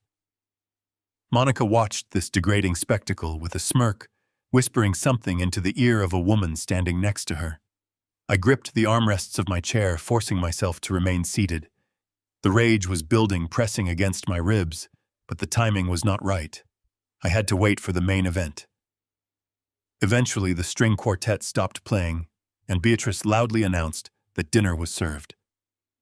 We all moved into the massive formal dining room, taking our places around a long mahogany table illuminated by a dripping crystal chandelier. The table was set with heavy silver and fine china. David sat directly across from me, the black leather folder now resting ominously beside his dinner plate. He could not stop touching it. As the first course was served, I continued my performance, intentionally rattling my silverware against the porcelain plate and spilling a few drops of water onto the pristine white tablecloth. David watched my trembling hands with barely disguised glee. He was mentally counting down the minutes until he could slide that pen into my fingers. Beatrice, emboldened by her captive audience and her perceived total dominance, decided to escalate her cruelty. She leaned over her plate, pointing her wineglass directly at Catherine. "I must say, Catherine, you managed not to drop a single appetizer," Beatrice declared, her voice echoing loudly across the silent table. "You really do make an exceptional low-class maid. Perhaps I will hire you permanently once Richard is finally locked away." I stopped chewing my food. I placed my heavy silver fork down onto the polished dining table with a slow, highly deliberate movement. I completely stopped trembling. I slowly lifted my chin, looking directly into Beatrice's arrogant eyes with absolute, terrifying clarity. The entire room went instantly completely quiet. The heavy atmosphere turned instantly absolutely freezing. I did not raise my voice. I did not need to. When you have spent 4 decades building a commercial empire from the ground up, navigating treacherous boardroom negotiations, you learn exactly how to command a room without shouting. I looked directly at Beatrice, letting the heavy, suffocating silence stretch out until the palpable discomfort in the room became almost a physical weight pressing against the guests. "My wife," I said, my voice resonating with a deep, unwavering authority that completely shattered the fragile, senile persona I had been meticulously portraying all evening, "is the foundation of everything you see around you. She built a life of actual substance and loyalty, while you spent your entire existence accumulating dangerous debts and empty vanity. Do not ever speak to her in that manner again. You are not a reigning queen holding court in a medieval palace, Beatrice. You are merely a guest at this table, and you will show the proper respect to the woman who actually knows the profound meaning of hard work." The words hung in the air, sharp and undeniable, slicing through the manufactured elegance of the dinner party. Catherine stood near the edge of the dining room, her posture straightening as she looked at me with a mixture of surprise and profound relief. The shock on Beatrice's face was instantaneous and profound. Her jaw practically unhinged. She looked around the long mahogany table at her wealthy friends, her curated audience, and saw their eyes wide with scandalized fascination. The grand illusion of her supreme dominance had just been publicly, effortlessly shattered by the man she considered a mindless, disposable relic. Her initial shock rapidly boiled over into pure, unadulterated fury. Her face twisted into a grotesque mask of ugly, aristocratic outrage. She stood up so quickly that her heavy mahogany dining chair tipped backward, crashing onto the imported Persian rug. "How dare you!" Beatrice shrieked, her voice losing all its manufactured elegance and dropping into a shrill, grating pitch that echoed painfully off the high ceilings. She grabbed her delicate crystal wine glass and hurled it violently onto the polished hardwood floor. The exquisite crystal shattered into 1,000 glittering pieces, splashing expensive vintage red wine across the pristine baseboards like a spray of fresh blood. The dark liquid seeped into the grout, leaving a permanent stain. Several guests gasped audibly, shrinking back in their plush seats, exchanging horrified, uncomfortable glances with one another. Monica let out a sharp, theatrical cry of alarm, rushing to her mother's side and wrapping a comforting arm around her trembling shoulders, glaring at me as if I had committed a physical assault. "You insolent, ungrateful old fool!" Beatrice screamed, pointing a trembling diamond-encrusted finger directly at my face, her chest heaving with dramatic indignation. "You come into my beautiful home, you eat my expensive food, and you dare to speak to me with such flagrant, unacceptable disrespect. I will not tolerate this. I absolutely will not stand for this unbelievable indignity in front of my closest, most esteemed friends." She whipped her head around to face David, her eyes blazing with an irrational, demanding fury that brooked no argument. "David, do something immediately. Handle your incredibly disrespectful father right now, or I swear I will have the private security team throw him out onto the street. He is completely out of control. He has ruined my entire beautiful evening with his insane delusions." David was already on his feet, his face flushed with a dark, dangerous shade of crimson. The cold panic that had been simmering beneath his surface all evening was now fully exposed. His meticulously crafted plan was unraveling in real time, and he was absolutely terrified of losing his grip on the carefully constructed narrative.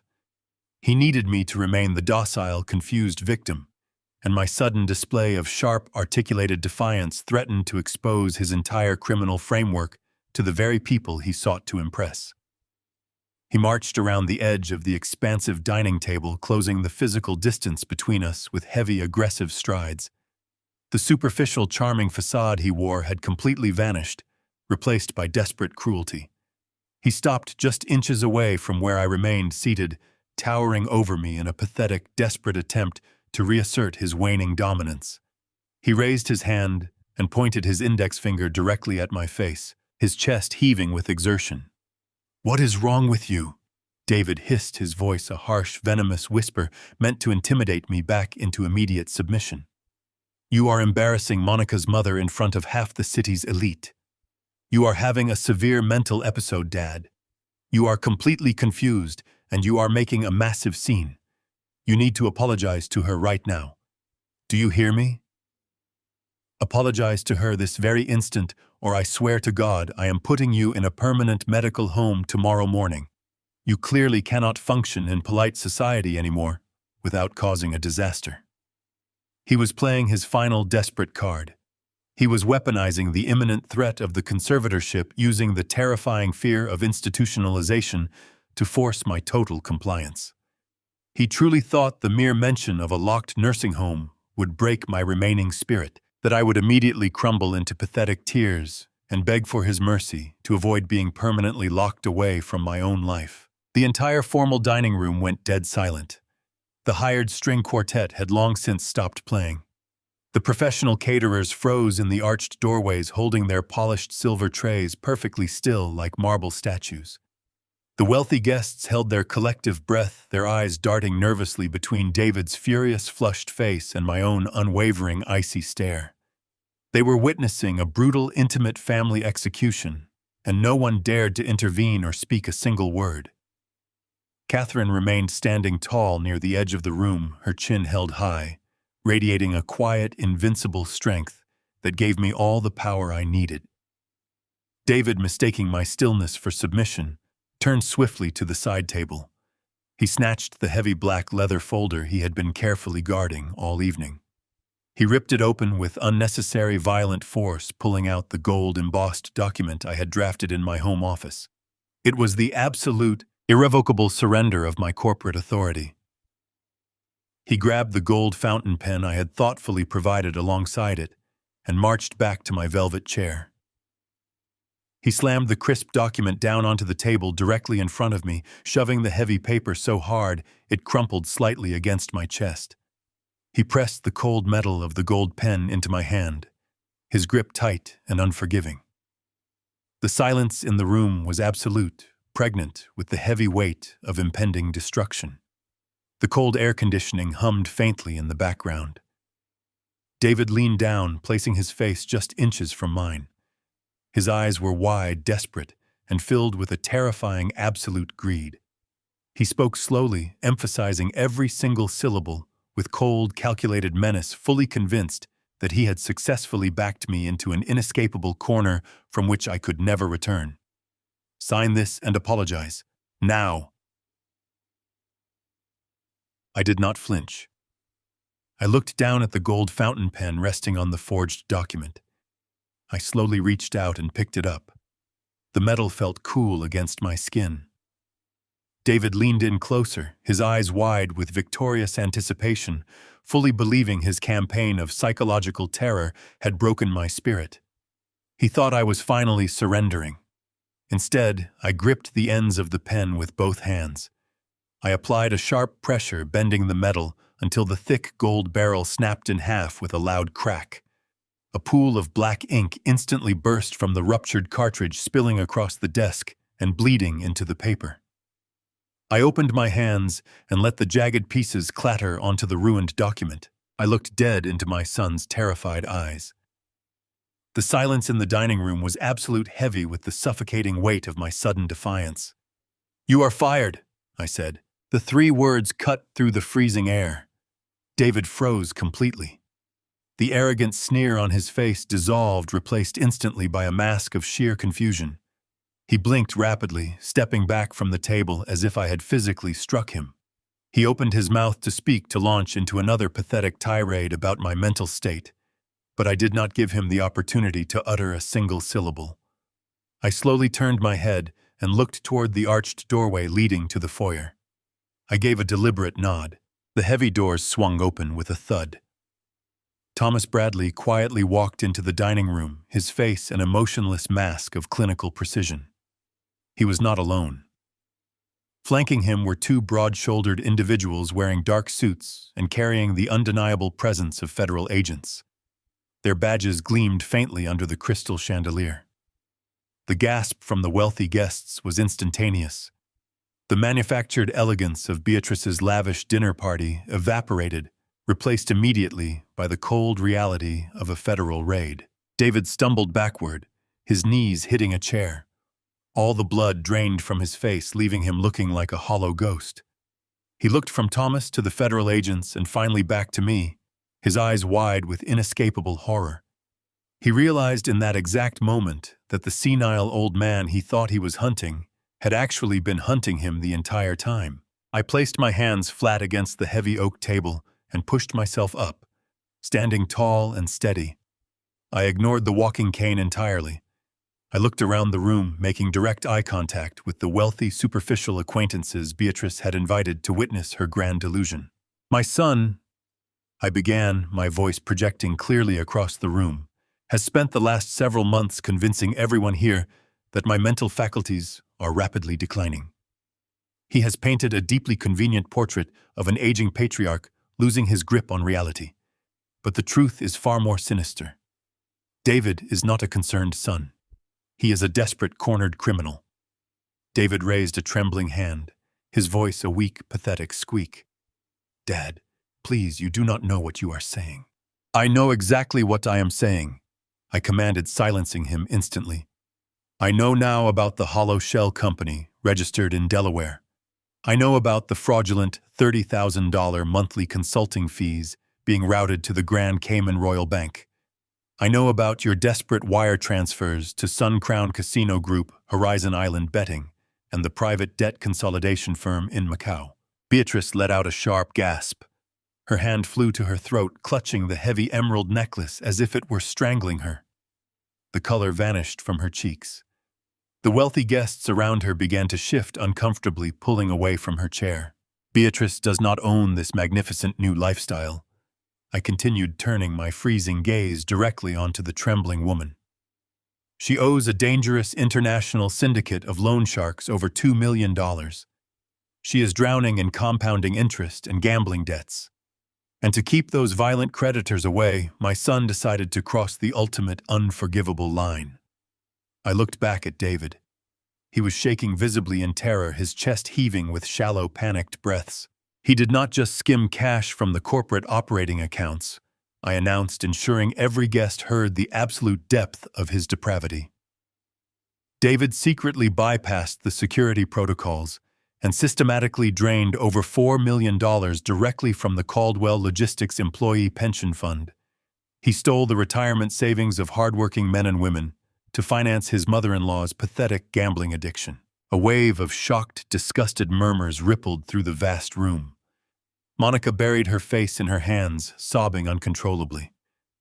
The carefully curated illusion of their perfect, superior life was being violently torn apart in front of the exact people they sought to impress. "But David is also a profound coward," I stated, my voice echoing with righteous fury. "He knew stealing federal pension funds would inevitably attract the authorities, so he needed a guarantee that he would walk away completely clean. He used my digital signature to forge legally binding documents, naming me as the personal guarantor of Beatrice's massive syndicate debts.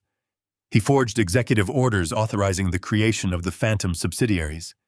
He intentionally built an entire criminal enterprise designed to frame his own father for a massive federal crime." The federal agents stepped further into the room, their presence casting a very heavy, suffocating shadow over David and Beatrice.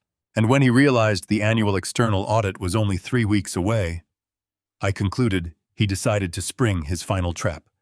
He and Monica drafted an emergency medical conservatorship petition. They planned to file it in a closed session next week, claiming I was suffering from severe dementia. They were going to lock me away in an isolated psychiatric facility in Nevada, silencing me permanently so they could assume total control of the company and cover their tracks. David fell to his knees. He collapsed onto the Persian rug, weeping loudly, burying his face in his hands. The arrogant executive was gone, replaced by a broken, terrified child, facing the devastating consequences of his own monumental greed. Beatrice, however, was not willing to surrender. Her eyes darted wildly around the room, searching for an escape. She pushed her heavy chair backward and bolted toward the arched doorway leading to the grand foyer. She moved with frantic, desperate speed, her silk dress rustling loudly against the polished floor. But she did not make it far. The two federal agents moved with swift, tactical precision, stepping directly into her path and blocking the doorway completely.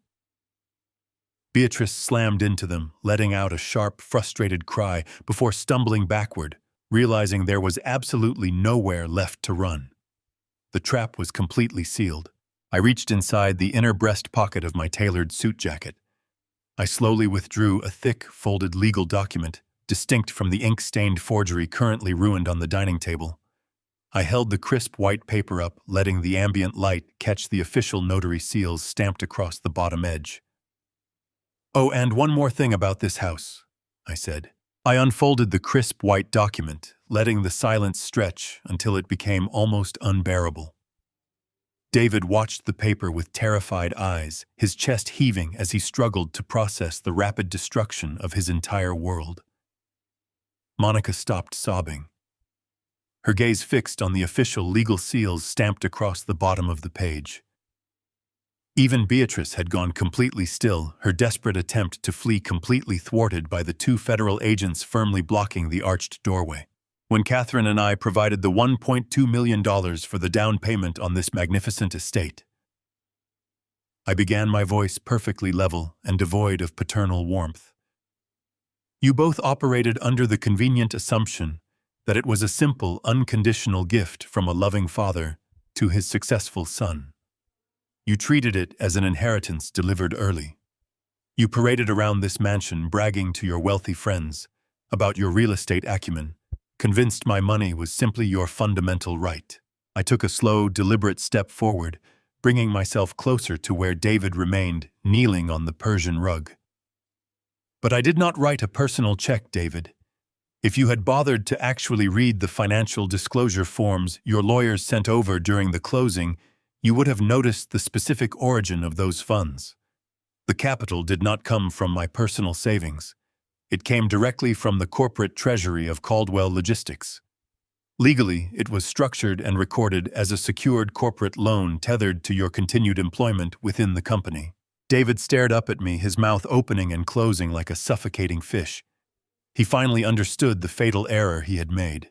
Since you have actively embezzled millions of dollars from the employee pension reserves, I continued, projecting my voice so every guest could hear the finality of my words. Your employment at Caldwell Logistics is officially terminated, effective immediately.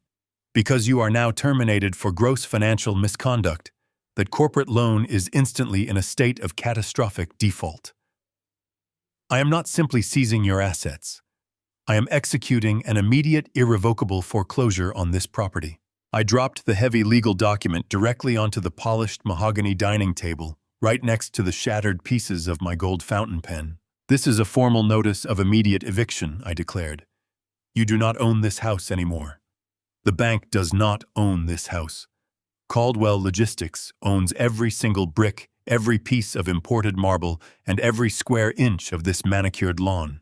You have exactly 24 hours to pack whatever belongings you can carry and vacate the premises completely. If you are still inside by tomorrow evening, I will have the private security team physically drag you out onto the street.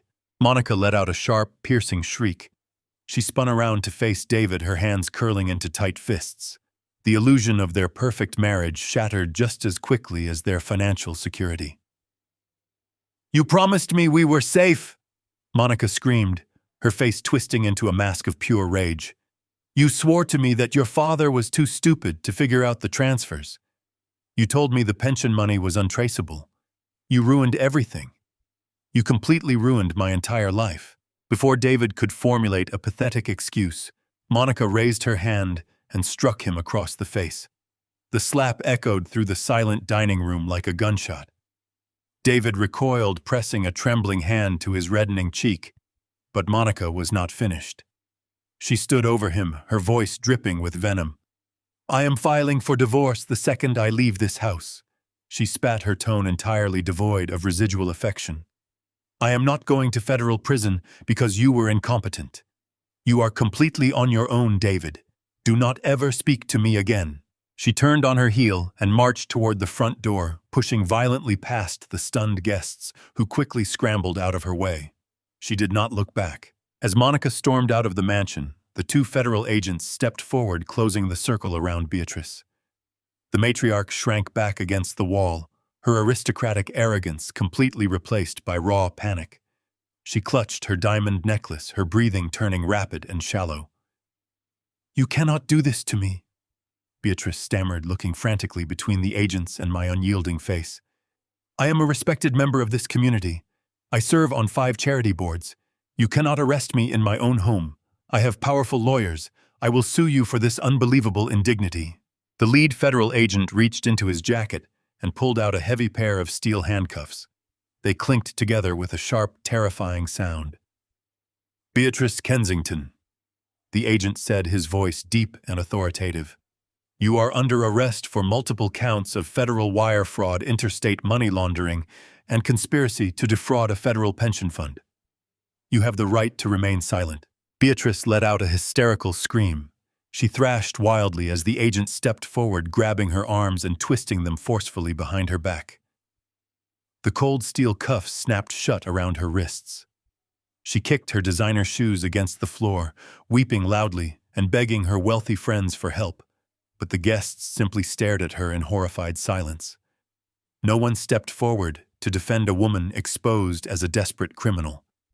The agents practically dragged her out of the dining room, her shrill cries echoing down the long hallway until the front door slammed shut, severing her completely from the life she had stolen. David remained kneeling on the floor, surrounded by the wreckage of his entire existence. He had lost his wife, his home, his career, and his freedom in a matter of minutes. He looked up at me, tears streaming down his face, his eyes red and swollen with absolute despair. He crawled forward on his hands and knees, reaching out to grasp the hem of my trousers. "Dad, please," David begged, his voice cracking into a pathetic, desperate sob. "Please stop this. I am your son. You cannot just leave me here with nothing. You cannot let them send me to a federal prison. I will do anything you want. I will confess to everything. Just please forgive me. Please do not walk away from me." I looked down at the weeping, pathetic creature groveling at my feet. I felt absolutely nothing. The son I had loved and protected for 40 years was already dead, replaced long ago by this greedy, soulless parasite. I slowly reached down and pulled my trousers free from his trembling grasp. I did not offer him a single word of comfort. I simply turned away from him forever. I walked over to Catherine. She was standing near the arched doorway, radiating a quiet, invincible strength. I gently placed my hand on her arm, offering her a soft, reassuring smile. We walked together toward the exit, our footsteps echoing loudly through the silent, cavernous mansion. I did not look back at David. I simply stepped over the shattered glass of Beatrice's ruined wine, leaving the wreckage of their lives entirely behind us as we walked into the cool, peaceful, dark night air. The drive back to our hotel that night was enveloped in a profound and heavy silence. Catherine held my right hand, tightly resting on the center console of the car. Neither of us spoke a single word. We did not need to. The colossal weight that had been pressing down on our chests for the past week had finally been lifted. We had walked into a den of vipers and dismantled their entire treacherous ecosystem with absolute precision. But as we rode through the quiet, dark streets of the city, I knew the battle was not entirely over. The surgical extraction of the cancer was complete, but the grueling process of cleaning up the infected wounds was just about to begin. I had to secure the future of the innocent people caught in the crossfire of my son's monumental greed. By Monday morning, the fallout was absolute and spectacular. The federal raid on the Kensington estate was simply too massive to keep quiet. Local newspapers, financial blogs, and morning news broadcasts seized upon the story with relentless hunger. The headlines were brutal and unforgiving. They detailed the spectacular collapse of a prominent local executive, exposing the web of forged documents, illicit offshore wire transfers, and the despicable theft of employee retirement funds. David's carefully curated reputation was instantly and permanently obliterated. The elite business community that had once eagerly accepted his lavish dinners and expensive gifts immediately turned their backs on him. His name became toxic overnight. Corporate partners canceled pending contracts, former friends stopped answering his frantic phone calls, and his prestigious country club quietly revoked his membership by the end of the day. The justice system moved with a swift, merciless efficiency that offered no comfort to the wicked. Beatrice faced her initial arraignment hearing on Tuesday afternoon. She stood before a federal judge wearing a drab-issued uniform, a stark contrast to the heavy silks and imported emeralds she had flaunted just days earlier. Her high-priced defense attorneys argued passionately for her release, citing her age and her supposed standing in the philanthropic community. But the federal prosecutors presented a mountain of irrefutable evidence provided by Thomas Bradley. They detailed her deep, ongoing connections to violent international syndicates and highlighted the extreme flight risk she posed. The judge did not hesitate for a single second. Beatrice was denied bail entirely. She was remanded to federal custody, forced to sit in a cold, concrete cell to await a trial that would inevitably strip away the remaining years of her life. Monica, true to her cold and calculating nature, did not waste a single moment mourning the catastrophic implosion of her family. The second she walked out of the mansion on that fateful Friday night, she initiated her exit strategy. By Wednesday morning, her aggressive legal team filed emergency divorce papers against David. She ruthlessly petitioned for sole ownership of any remaining untainted assets, desperately attempting to secure whatever meager financial scraps had not yet been frozen by federal investigators. She publicly disavowed any knowledge of her husband's criminal enterprise or her mother's staggering gambling debts. She abandoned David completely, leaving him entirely alone to face the devastating consequences of the crimes he had committed in the name of securing her luxurious lifestyle. They had built their marriage on a foundation of mutual greed, and when the money evaporated, their loyalty vanished instantly into the thin air. While my former family tore themselves apart in the public eye, I directed my entire focus toward the innocent victims of this disaster. I returned to the primary headquarters of Caldwell Logistics on Thursday morning. The atmosphere in the building was thick with palpable fear and uncertainty. The employees had seen the news reports. They knew their pension funds had been raided. They looked at me with wide, terrified eyes, wondering if their decades of hard work had simply vanished into the pockets of offshore criminals. I called an emergency meeting in the main warehouse, gathering every single worker, manager, and administrative assistant on the payroll. I stood before them on a wooden shipping pallet, looking out at the sea of anxious faces. I did not offer them corporate platitudes or hollow promises. I spoke to them with absolute, transparent honesty. I confirmed the horrifying truth that my son had systematically embezzled over $4 million from their dedicated retirement reserves. A collective gasp rippled through the crowd, followed by a heavy, despairing silence. Then I told them the rest of the story. I explained that I had personally liquidated my massive private stock portfolios and transferred the company's primary mortgage lien directly into my secure personal trust. I looked directly at the men and women who had dedicated their lives to building my company.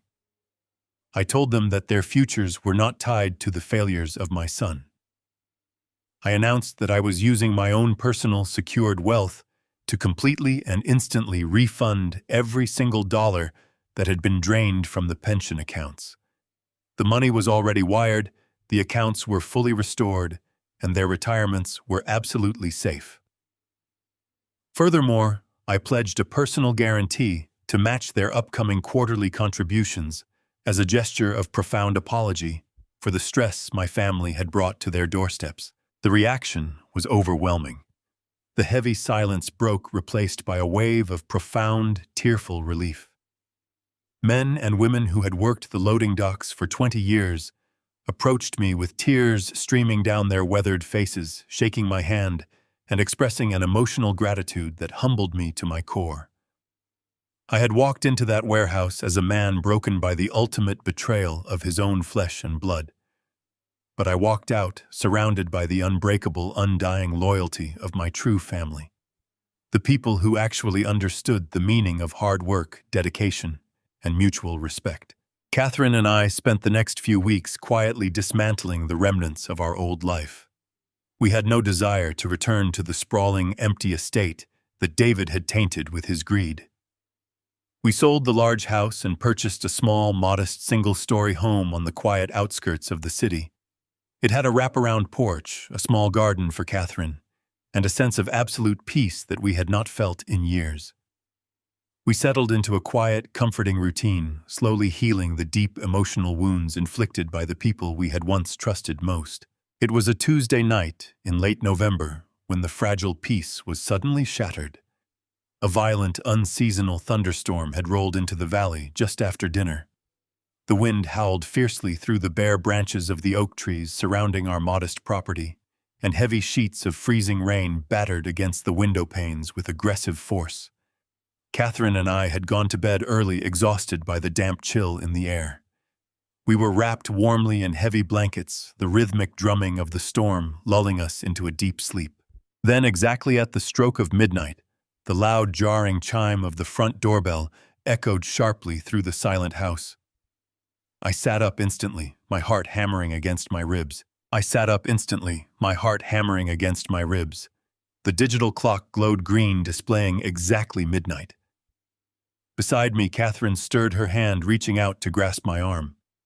The violent storm outside was raging with terrifying intensity. The relentless wind lashed freezing rain against the siding of our modest home, but the frantic, continuous ringing of the front doorbell pierced sharply through the cacophony of the weather. No one arrives at a secluded house in a torrential downpour at midnight bearing good news. I threw off the wool blankets and swung my legs over the edge of the mattress. I slid my bare feet into my slippers and wrapped a flannel robe tightly around my shoulders, tying the belt with precision. Catherine sat up against the headboard, her eyes wide with sudden fear.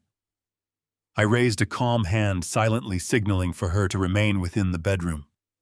I walked slowly down the dark hallway, the wooden floorboards cold beneath my feet.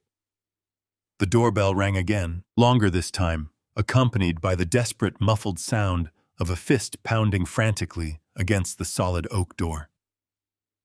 I reached the small entryway and flipped the switch for the porch light. I hesitated for a fraction of a second before reaching out, gripping the brass deadbolt, and turning the latch. I pulled the heavy door open, bracing myself against the sudden rush of freezing wind. Standing on my concrete porch, illuminated by the flickering yellow glow of the overhead security light, was my son. David was completely unrecognizable from the arrogant, impeccably groomed corporate executive who had tried to destroy my life just weeks earlier. He was soaked entirely to the bone. His custom-tailored designer suit was completely ruined, plastered to his violently shivering frame like a second skin stained with dark mud and urban filth.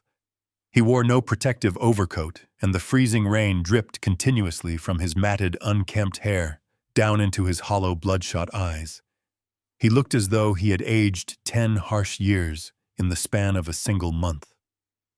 His face was grotesquely gaunt, the pale skin stretched tightly over his prominent cheekbones, bruised by the brutal reality of his new existence.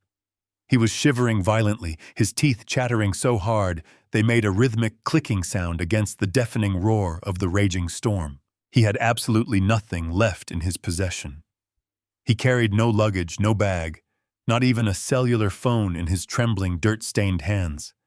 He was a broken, desperate creature who had been entirely chewed up and spat out by the very same harsh reality he had so arrogantly tried to manipulate. I stood silently in the doorway, physically blocking the entrance, my expression a completely unreadable mask of absolute detachment.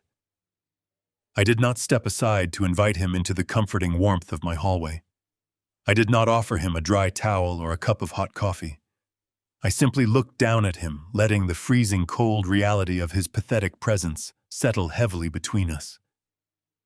David looked up at me, his wide eyes brimming with an agonizing mixture of absolute terror and profound desperation. He opened his mouth to speak, but initially only a ragged, choking sob escaped his trembling lips. He fell heavily to his knees on the wet concrete planks of the porch, the freezing rain continuing to beat down relentlessly upon his hunched, defeated shoulders. He reached out, with trembling blue-tinged fingers, hovering his hands just inches from the hem of my flannel robe, clearly too terrified to actually make physical contact with me. "Dad." David wept, his voice a hoarse, broken whisper barely audible over the howling, unforgiving wind. "Please, Dad. You have to help me. I have absolutely nowhere else to go. I have walked for miles through the city in the freezing rain. I have absolutely nothing left."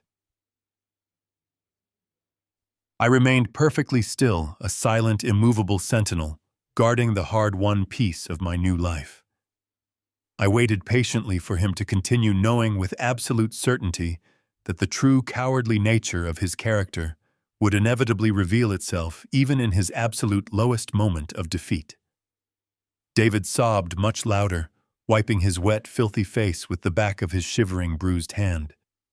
"It was not my fault, Dad," he pleaded, his voice rising in a frantic pitch as he desperately tried to rewrite the damning narrative of his own spectacular destruction. "I swear to you on my life it was all Monica and Beatrice. They completely brainwashed me. They manipulated my emotions. Beatrice was drowning in those massive, dangerous syndicate gambling debts, and Monica threatened to leave me forever if I did not find a way to maintain our luxurious lifestyle. They pushed me into a corner, Dad. They made me forge those financial documents. They essentially forced me to take that employee pension money. I never wanted to hurt you. I was just trying to save my failing marriage. I was terrified of losing everything I had built, and they completely poisoned my mind against you. They convinced me you were losing your memory. They made me believe the conservatorship was the only logical way to save the company from your declining health.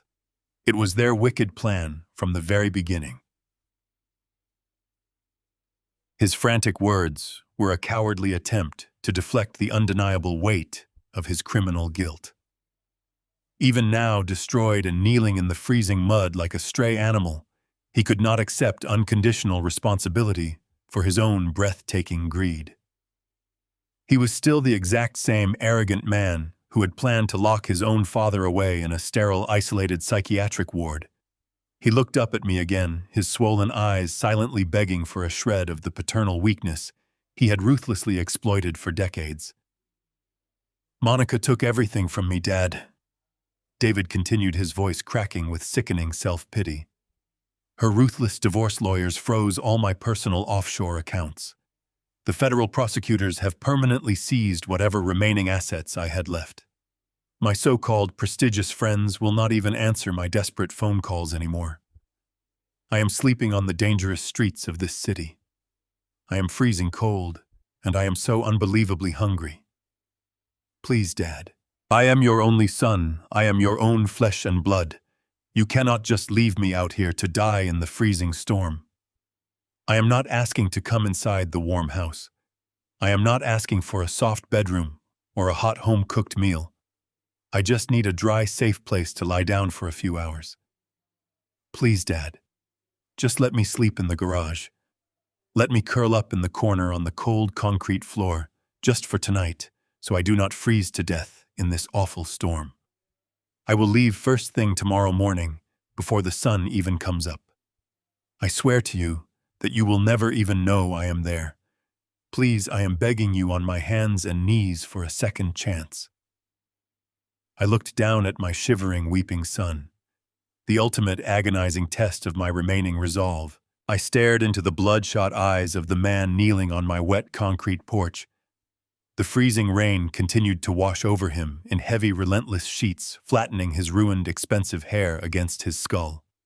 The cold wind howled around us, rattling the porch light, but the chill inside my chest was far more profound. This was the boy I had joyfully carried on my shoulders through summer parks. This was the young man I had proudly guided through his first tentative steps in the corporate world, handing him every possible advantage. But the weeping, desperate shell shivering before me now held absolutely no resemblance to a son. He was merely a predator stripped of its dangerous fangs, begging for sanctuary from the very storm he had intentionally, meticulously created. I leaned forward slightly, ensuring my voice would pierce through the deafening roar of the midnight tempest. I did not yell. I spoke with a quiet, devastating, absolute certainty that carried the heavy finality of a judge delivering a permanent, irrevocable sentence. I gave you an empire, I said, my words dropping like heavy stones onto the wet porch. I handed you a legacy of honor, a life of unimaginable privilege, and an open door to everything I had built with my bare hands. And in return, you tried to put me in a cage. You conspired to lock me away in the dark, to erase my entire existence simply so you could comfortably feed your endless, pathetic greed. David let out a loud, wretched wail, dropping his head until his forehead nearly touched my slippers. He reached out again, his fingers scraping desperately against the concrete. "Dad, please, I am begging you," he sobbed. "You are not my son anymore." I continued, cutting off his pathetic pleas with absolute, unyielding finality. "You are simply a consequence of your own greed, and consequences must be faced alone." I stepped backward into the dry warmth of my entryway. David lunged forward, his hands slapping loudly against the wooden threshold, but I was already moving. I grabbed the heavy brass handle of the solid oak door. I looked at him one final time, watching the horrifying realization wash over his pale, freezing face. I pulled the heavy door shut. The thick wood clicked securely into the frame, instantly silencing his desperate, muffled cries. I reached up and turned the heavy brass deadbolt, hearing the solid metallic thud lock him out of my life forever. I stood in the quiet hallway for a long, reflective moment, listening to the muffled drumming of the rain against the glass. I realized that the man I had mourned did not die tonight. He had died many years ago, slowly replaced by a stranger, entirely consumed by his own vanity and blind ambition. I had finally accepted the profound truth. My breathing was slow and perfectly even.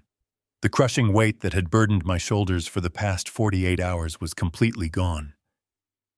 I untied the belt of my flannel robe, adjusted the collar, and turned away from the door. I walked slowly into the main living room.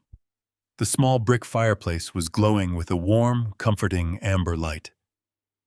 Catherine was sitting in her favorite armchair, a thick, woven blanket draped elegantly across her lap.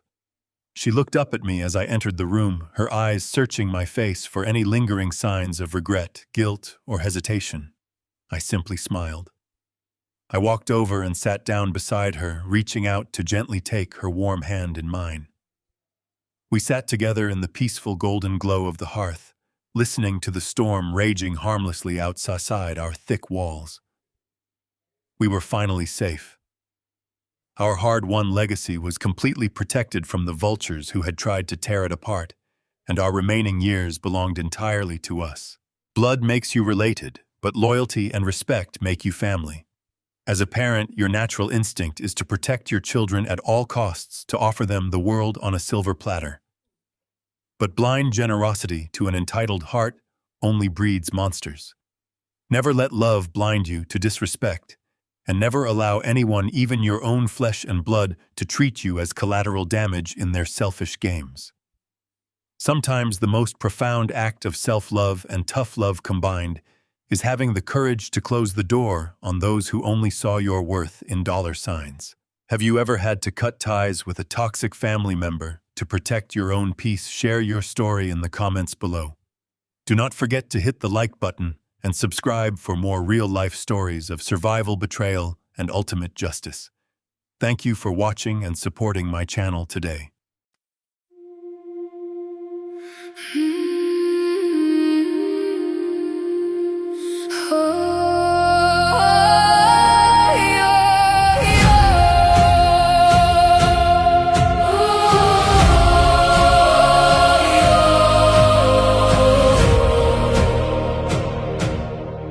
I used to ride upon your shoulders, thinking you could touch the sky.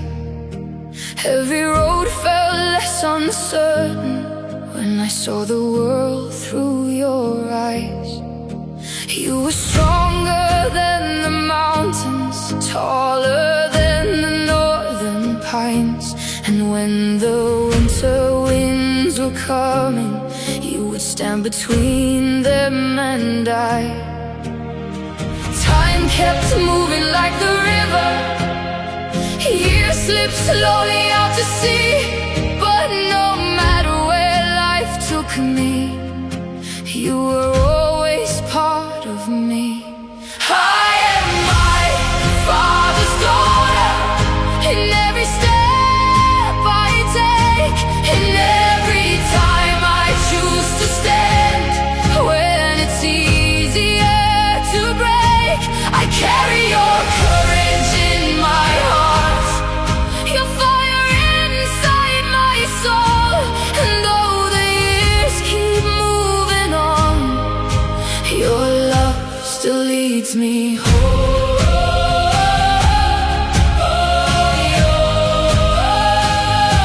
You taught me strength is not in power, but in kindness when it's hard.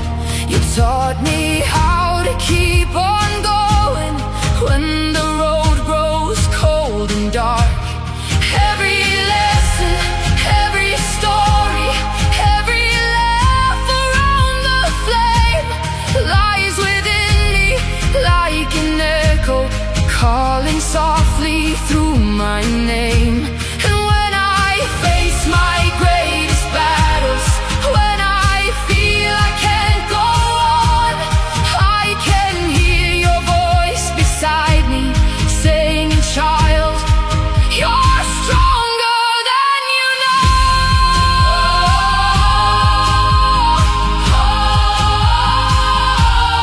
I am my Father's daughter, in every step I take, in every time I choose to stand.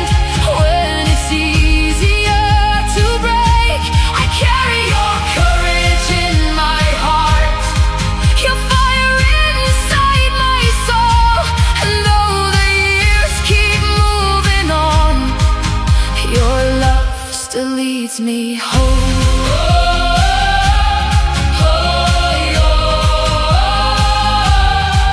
One day the snow will cover footprints, one day the fire will burn low. But the things a father gives his daughter are the things that never go.